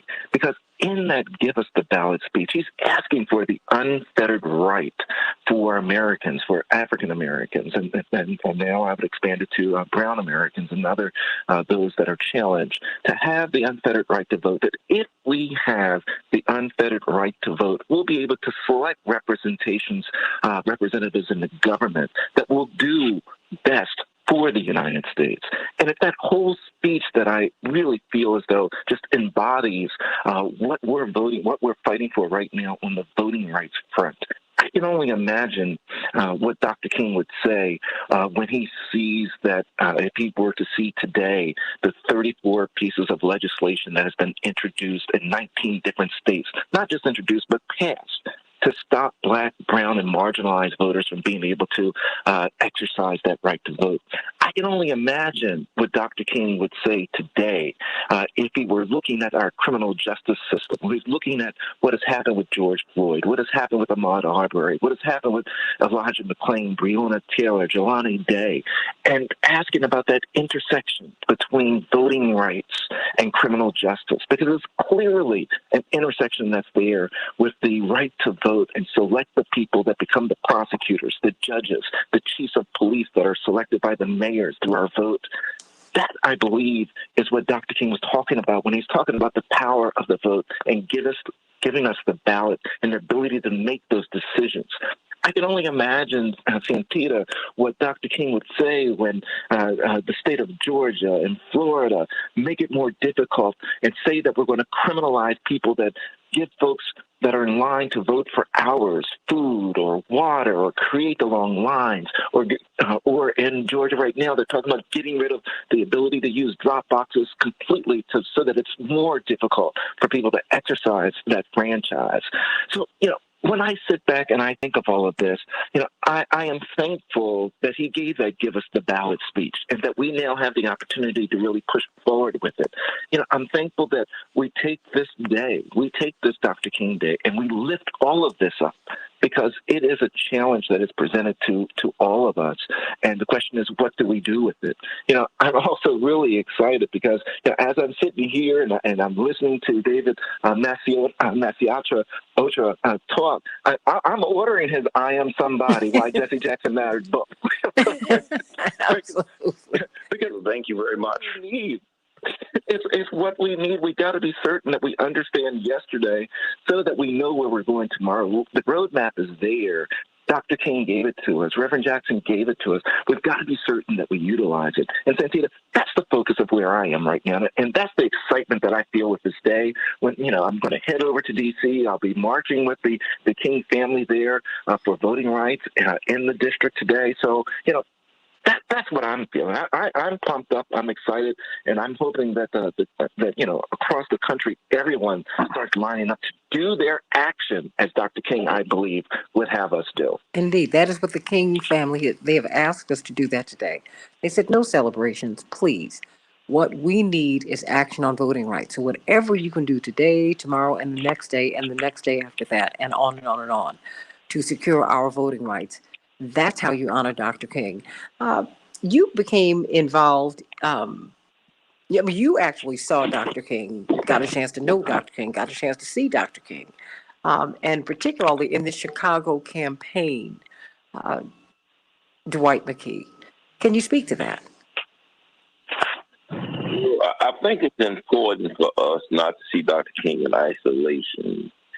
He really was the best and the brightest of a Black community that matured and was moral and was excellent. He came out, he's a product of the Black church, framed by the theologies of guys like Howard Thurman. He came from the Black colleges, Morehouse, framed by the thoughts of guys like Benjamin Mays. He came out of the Black fraternity.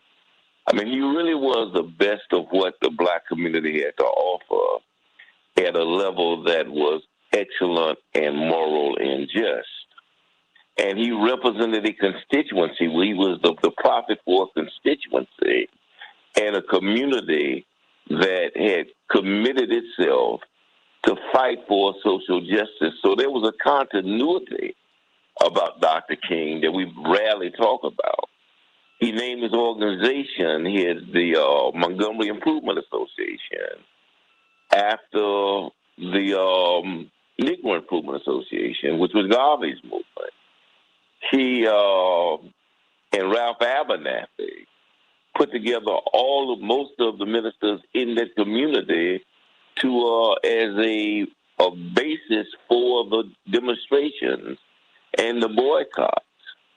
He worked with SNCC, who were the Black college students who were also part of a movement, and the freedom fighters, John Lewis and those guys that wrote the buses.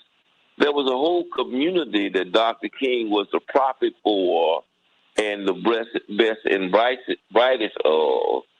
And he's gotten the credit for, I guess, his contribution, and yet it's guys that over the years put their lives on the line like he did that made that movement work. Mm-hmm. Dr. King is really a misunderstood prophet because he, as Johnny said, he's been so sanitized and so vanillarized that the true essence of who he was is almost lost in history. You really don't assassinate the Easter Bunny For you to assassinate a man and his mother, it has to be because he is making major adjustments in the social order. That he is challenging the country at a level that it does not want to be challenged. And he is imposing a moral order in a society that is not committed to morality or justice. And so the real Dr. King, unless you really, like David, study and put time in, you really don't know if you're just dealing with the TV Dr. King, because they've reduced his life to 2 or 3 speeches and a dream. And that's not the real Dr. King. The real Dr. King was courageous and bold and profound. What about the hostility that he faced here in Chicago? I mean, Black people who welcomed him from afar did not embrace him when he got here. And then he said the white community, when he went to Market Park, Gage Park, he said, these are the meanest people I've ever seen in my life. Dwight, is that what you had been living with before he got here? Yes, he didn't understand what he was coming into. Chicago is much different than the South. The South, you had a whole community of bigots, and each bigot was operating in his own interests, individual kind of bigotry. But in the North, what you had is Chicago was the most segregated city in the world, not just racially, but because you have scores and scores of ethnic groups who came over here from Europe and set up their own ethnic community. And so Chicago was maybe 60 or 70 pockets of the ethnicity, and each one of them attempt to hold on to their own little piece of the rock. And so the threat that Dr. King brought with his movement of desegregation is that the people who control their pieces of the rock felt threatened as a group. And so if the trade unions or the fire departments or the police departments or the trucking industries, the different industries that they control not just for themselves, but for their families. And they were generational propositions. And so when blacks start talking about open housing, start talking about they want to be part of the fire department, start talking about don't shop where they don't hire you, you were threatening not just ethnic groups, but the jobs of their grandparents and their parents, them and their children. And so it became a real risk to go to Cicero, or a real threat to go to Marquette Park. And he saw that these white people were fighting in their mind, fighting for their very lives and their very existence. And they would have done anything to have kept and did everything to keep us locked out of what they thought was the competition for their occupations and for their existence. And he was right. These were some of the meanest white people you've ever seen in your life. Had he asked us, we would have told him. Anita from North Carolina. Anita, what's on your mind today, Anita? Good morning. Good morning. And happy remembrance of Dr. Martin Luther King and the 500-year history that goes with it. We can't sacrifice that. And I wanted to say that I was talking with a good friend of mine. He calls the radio station, and we were thinking that Hillary Clinton and Jonathan Jackson would be a good presidential partnership that would change maybe Donald Trump not being able to be in again and preserving democracy the way it should be preserved instead of the way the original people that wrote it did not preserve it. So that's my comment, that we put people in that understand the real democracy and preserve that legacy of Dr. King and move on forward in the nation and in the world and be more prosperous than, beating slaves down and having wars. Anita, you're always so profound. Thank you so much. Let me go back to you, David Masiotra. Um, what does Dr. mean? What does Reverend Dr. Martin Luther King mean to us today? I mean, what are our takeaways? I mean, because the Dr. King that we see today is not the Dr. King who our parents knew in real time. You know, I think Jonathan and I, well, we were babies then, but, you know, our father and mother went to work for a man who was increasingly becoming the most unpopular guy in the United States. It was not an easy thing, but they felt that it was the right thing to do. What are we missing today? And what should he mean to us today? What can we take from him today to make America what it's supposed to be and the world itself? Well, it depends on who you ask. I want to thank Mr. Jones for purchasing my book. I Am Somebody, Why Jesse Jackson Matters. In that book, I have a passage where I quote the New York Times, I quote Time magazine, I quote political figures, denigrating and dismissing Dr. King as a publicity chaser, as somebody who's only in it to enhance his own reputation, as an egomaniac, as someone who doesn't understand that his role is only to advocate for civil rights, not to oppose war and talk about poverty. And when I write that passage, I don't identify who they're talking about, because I know that many people reading are going to assume that I'm addressing the right-wing slander of Reverend Jesse Jackson. And the reason I did it like that is because this is a deceitful but useful script for people in power. And they were using it against Reverend King because, as Dwight said, King was challenging what he called the person-oriented society, the society that placed profits and machinery and maximization of efficiency over human life. And he was challenging that in all its forms. He was challenging white supremacy, but he was also challenging war, and he was challenging economic exploitation and injustice. So before they actually physically killed him, they sought to kill his reputation. And then we saw the same process against civil rights leaders such as Reverend Jesse Jackson, who survived. And it's become part of the culture. It's become part of the way in which so many people, particularly white Americans, think about civil rights leaders. So if you ask some of them, what does Reverend King mean?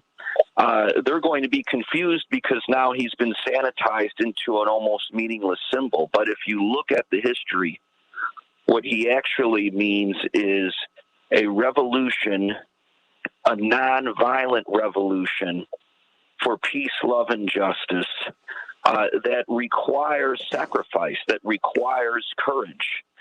If these men and women could risk their lives to achieve the universal franchise and to fight for social justice, then we could certainly do our part to sacrifice and to take risks to improve our country. But that's a message that doesn't sell well in a culture that's based upon a consumer economy and instant gratification and ignorance. And consumer economy, instant gratification, ignorance serve those who want to undermine the franchise and want to undermine our democracy. Attorney Darrell Jones, you're going to be marching for voting rights today. And the King family have asked for there to be no celebrations today. They said, look, voting rights is really at the heart of our father's work. What do you want? What should be our takeaway? Because you have some people who are so disappointed in politics today that they say that voting doesn't matter. What say you? You know, with regards particularly to the federal legislation that's now pending, the Freedom to Vote John R. Lewis Voting Rights Act, there are so many in the major media right now that are proclaiming it dead, that it's not going to happen, that there's no way for it to pass. There's no way forward. You know, Barbara Arnwine and I revert back to the old Mark Twain quote where they were given reports that Mark Twain was dead when he wasn't, and his response was that the reports of my death are premature. So too are the reports of the death of this federal legislation that we're marching for and that we're pushing for today. You know, there is a path forward. You know, the one thing that we know and that Dr. King taught us and that Reverend Jackson taught us is that if you don't fight, the chances of you winning are zero. In order for us to get to the win in this, in order for us to get to the point where we're pushing for these voting rights, we've got to show up and we've got to fight for it. That's the reason that we're going to D.C. today. That's the reason that Martin Luther King III is pushing for people to show up. He's saying, you know, in essence, what I'm hearing all of us say on the show this morning, Santita, is, you know, let's get beyond this, the exciting side, the pretty side of the things that are accomplished by Dr. King, and not simply, you know, gloat in the accomplishments. Let's understand what went into the mix to make the cake. Let's be certain that we're in there doing what's necessary, applying the necessary ingredients to get to that success. It's fine to celebrate the success. It's more important to be certain that we're committed to what's necessary to get to that success. So as we're out, you know, marching today in Washington, D.C., wherever you are in the country, you can call 202-224-3121 and tell the Senate to pass the Freedom to Vote Act, the Freedom to Vote John R. Lewis Voting Rights Act that's before them. That's what we're pushing for right now. That's the type of action that I think Dr. King would be imploring every American to take right now, to be certain that everyone's right to vote is protected. That's what we're in the streets for. That's the reason that Martin Luther King III is saying, you know, don't do the celebratory dance right now. Don't do the thank you dance right now. Be part of the ingredients to make the change that we need. That's where we are, Santita, and I think that's the message that we would like everyone to walk away with, and to call that 202-224-3121 number and tell the members of the Senate to pass this vote for the Freedom to Vote Act, the John R. Lewis voting rights legislation that's currently pending. We need it. I've got 1 minute for you, Chaparral. What's going on? You know we need to get this food from you. Yes, Santita, and thanks so much for having us on. I just want to say that Celebrations by Us is open 24/7 for the holiday seasons as well as also the normal business season. We are right now entering our prom season where we're taking orders for sweet tables as well as also our balloon arches and custom backdrops, whatever it is that you need for your students, either the prom, graduation, baby showers, birthdays, weddings. This is a time to place your order now. So we are a full event planning as well as also catering company, so we can handle all of your needs. So don't hesitate to give us a call at 708-526-4546, 708-526-4546, and we look forward to serving you. Thank you, Santita. Thank you so much. Jonathan, you want to say anything in this final moment before we go? Yeah, I'd like to thank everyone on the panel, and I'd also like to pick up on where Daryl left off, and love you, David and Shapiro, is read or go on YouTube and listen to Martin Luther King's message on Give Us the Ballot. That's 1967. The media is obsessed with I Have a Dream.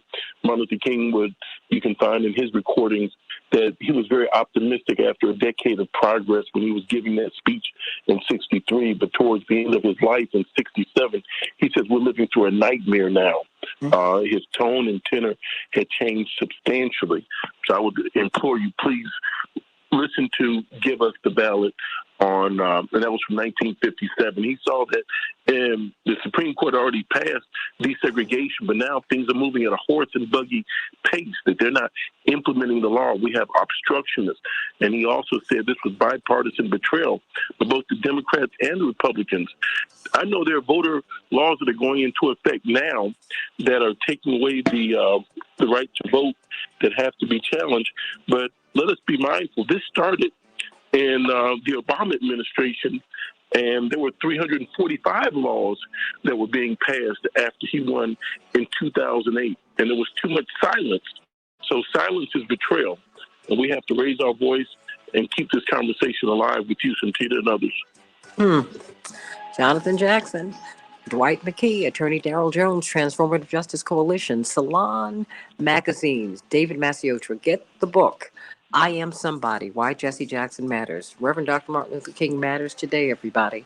He is more relevant today than he was in 1968. Oh, you can kill a person, but you cannot kill an idea. You really. And he did not die. He went on to everlasting life. We love you, Reverend Dr. Martin Luther King, and we are going to do all, we're going to continue the work, not finish the work. Continue the work, everybody. 75% of Americans disapproved of him in the last year of his life. 31% of us felt that his murder, his own murder, was his fault. You need to know the real Dr. King. You need to know why people felt that way about him. You need to know that. And then you can really understand all the changes that we need to make. You can understand why he came here. He came here with us to make us what we're supposed to be and who we're supposed to be. God bless you, Reverend Dr. Martin Luther King. Happy King Day, everybody. God bless you. I love you all. Thank you so much for being with me today and with the audience today. Does anyone else have anything else they'd like to say before we go? Thank you, Santita. Yeah, I'd like to make one comment. Just if there are any parents listening, or aunts or uncles, or anyone who has influence over a child, when I was in, and this I guess would particularly go to white parents, when I was in third grade, my mother gave me a book on Martin Luther King Jr., Marching to Freedom, The Story of Martin Luther King by Joyce Milton, a great children's biography on Reverend King, and Reverend Jackson is mentioned in it toward the end.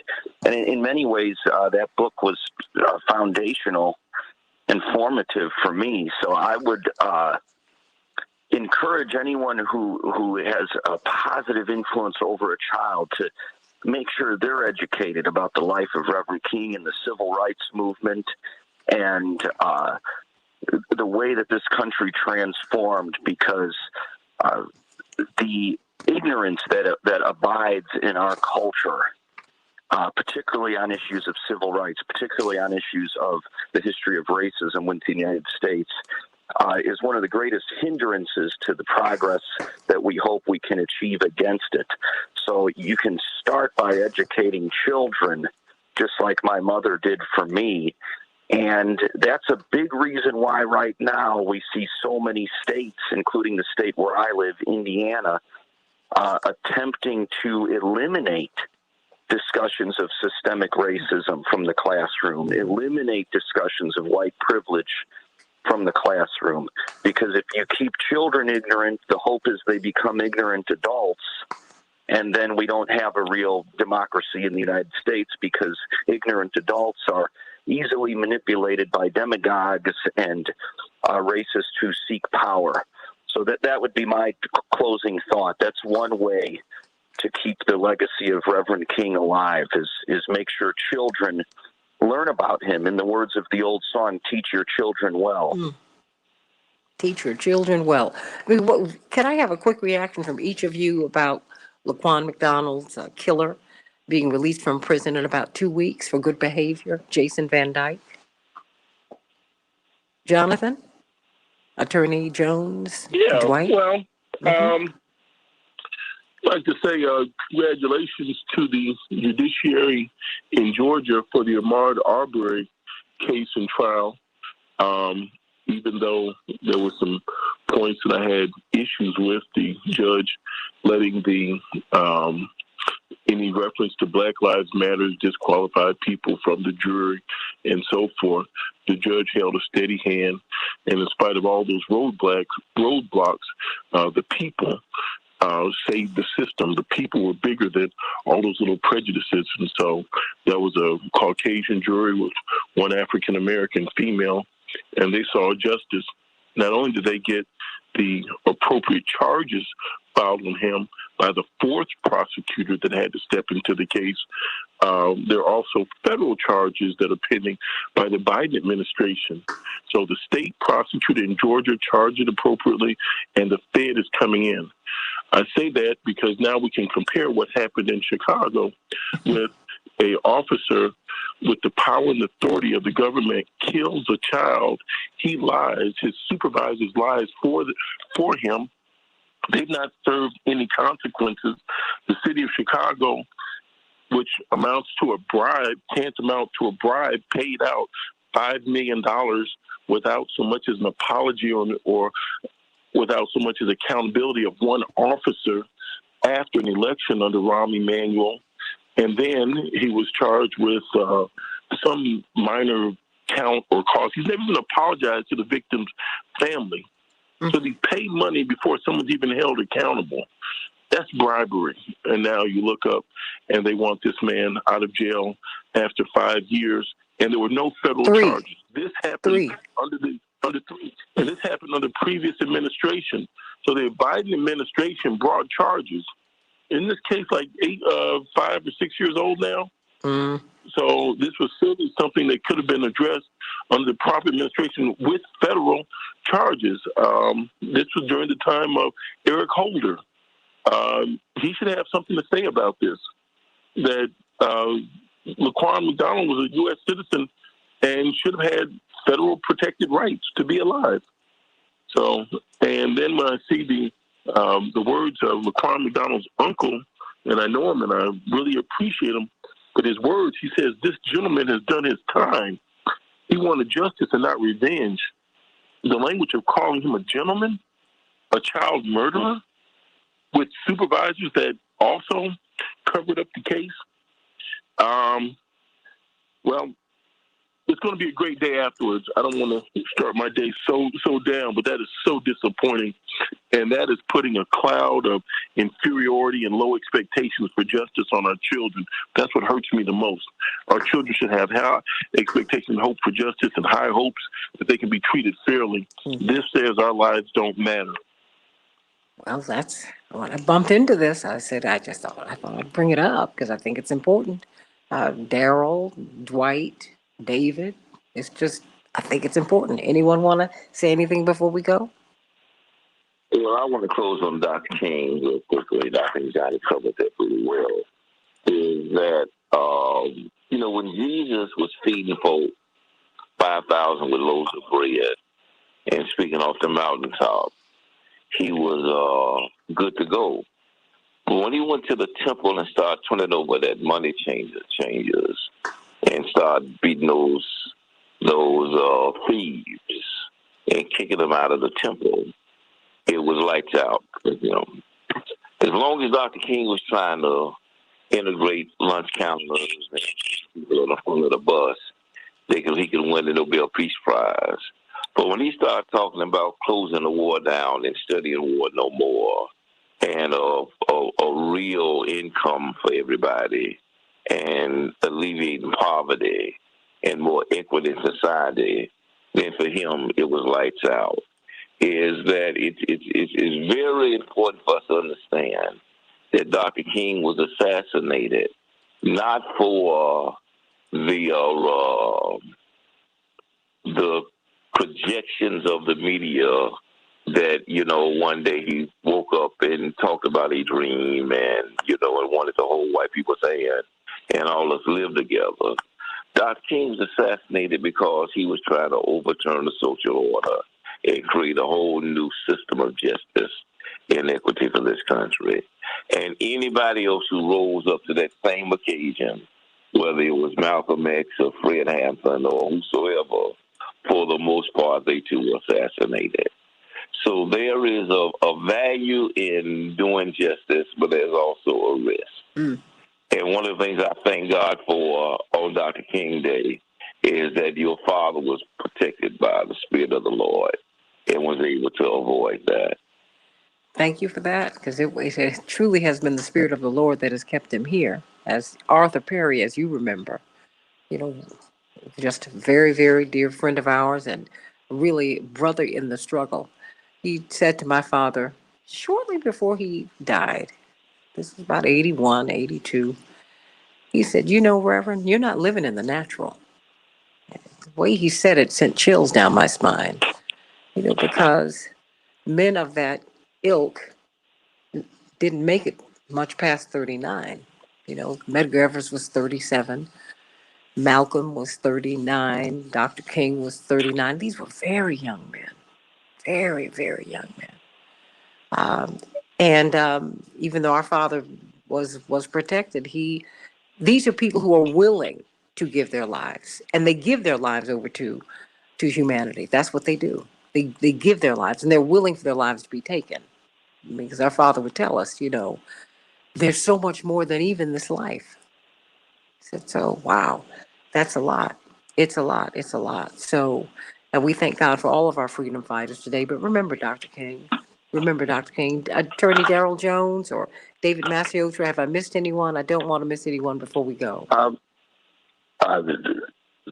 Dwight spoke profoundly. I would just add that kind of tying together what's happened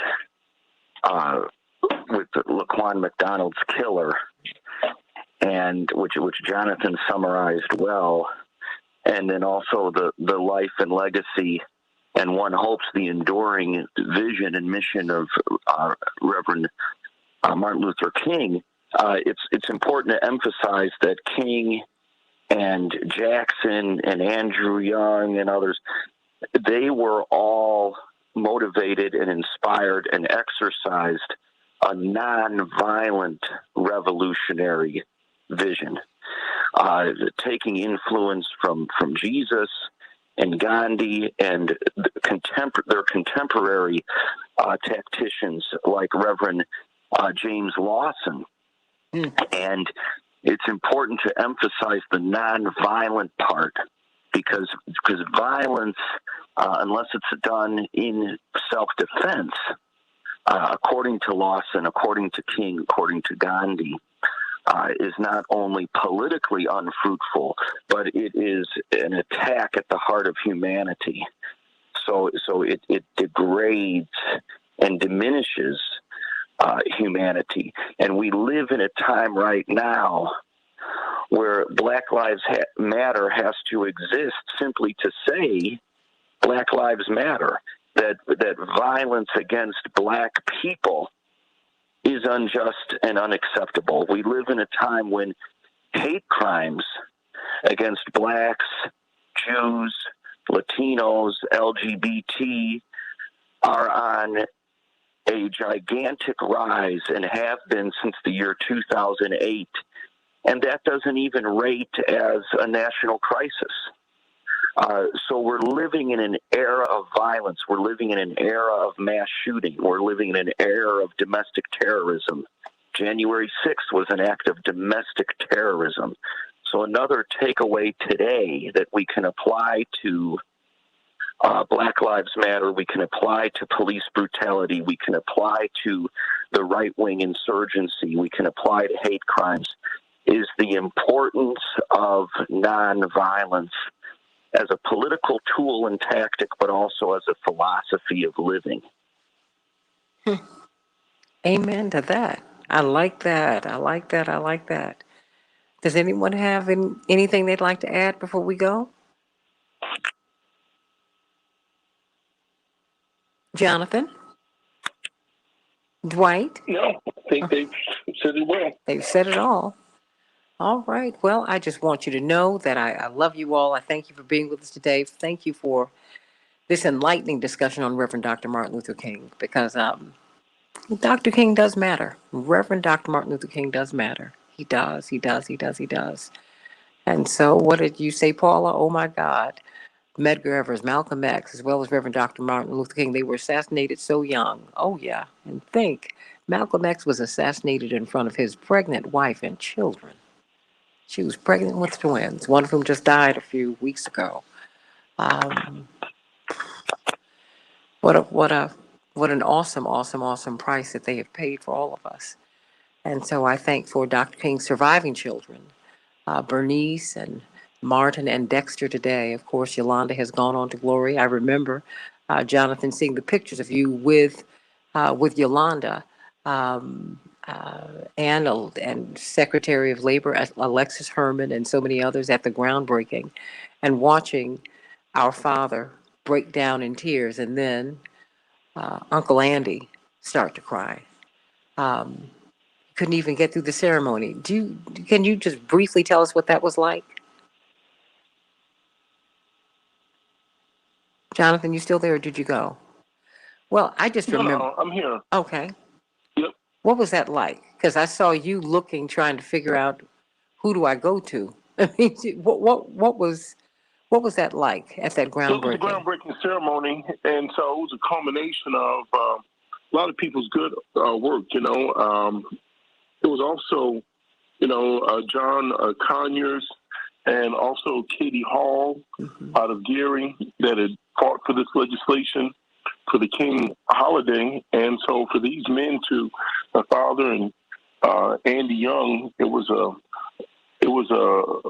and John it Lewis. was a feeling I couldn't describe, that they caught eyes with one another, and 30 years later, seeing that their colleague, a person, a man they loved and were inspired by and followed, had been assassinated, and to see, it was like a second burial for them, if you will, to put a shovel in the ground and take some earth out to remember a young man. And I have to say young over and over again. How would you measure your life if you had died before 40? I mean, he did all this with 4 children, a wife, trying to make a living, trying to run a church, and trying to wake up a nation and make a difference in the world.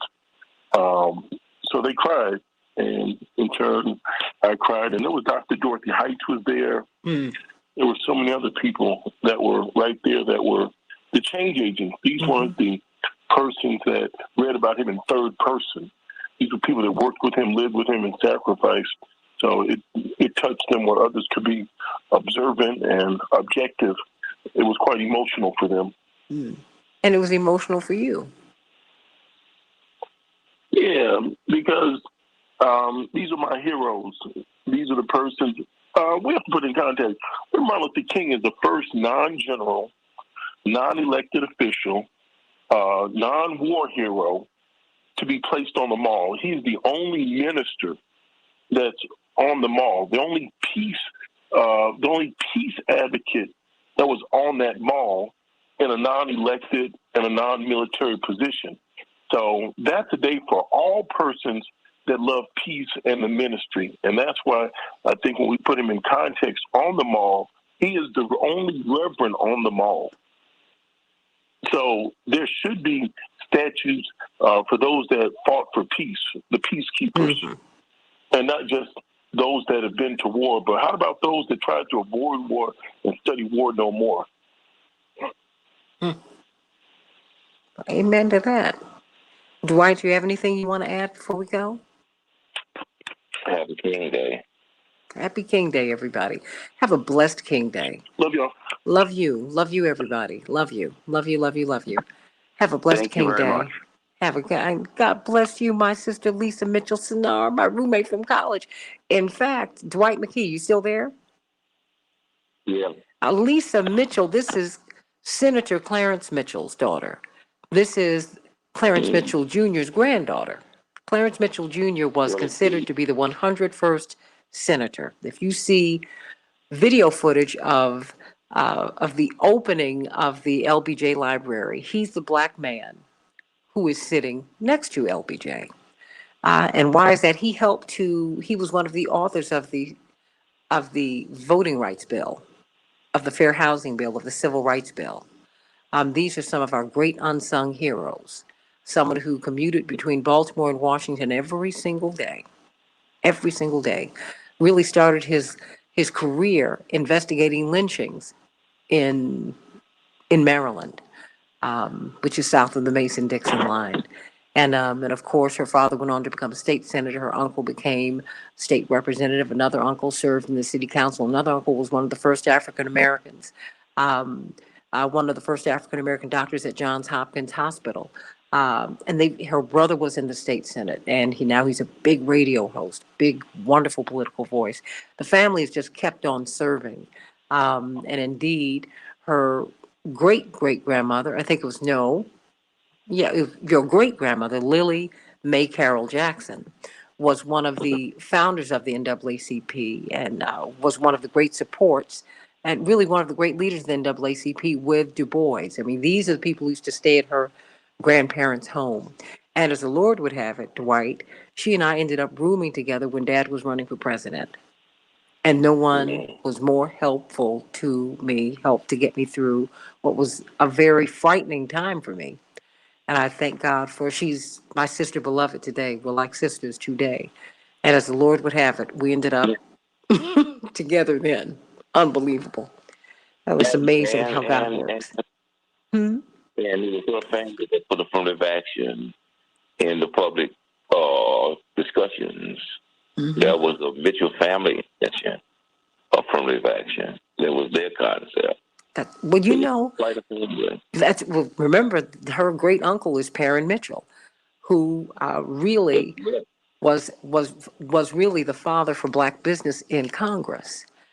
You can't say enough about this family. They've been college presidents. They've done so much down through the years. The federal courthouse in Baltimore, Maryland, is named after her grandfather. The administration building at the University of Maryland College Park, which is like U of I, Champaign-Urbana, that is named after her grandfather, and rightly so. Her grandmother was the first black woman to take the bar and to be admitted to the bar in the state of Maryland. They've done so much.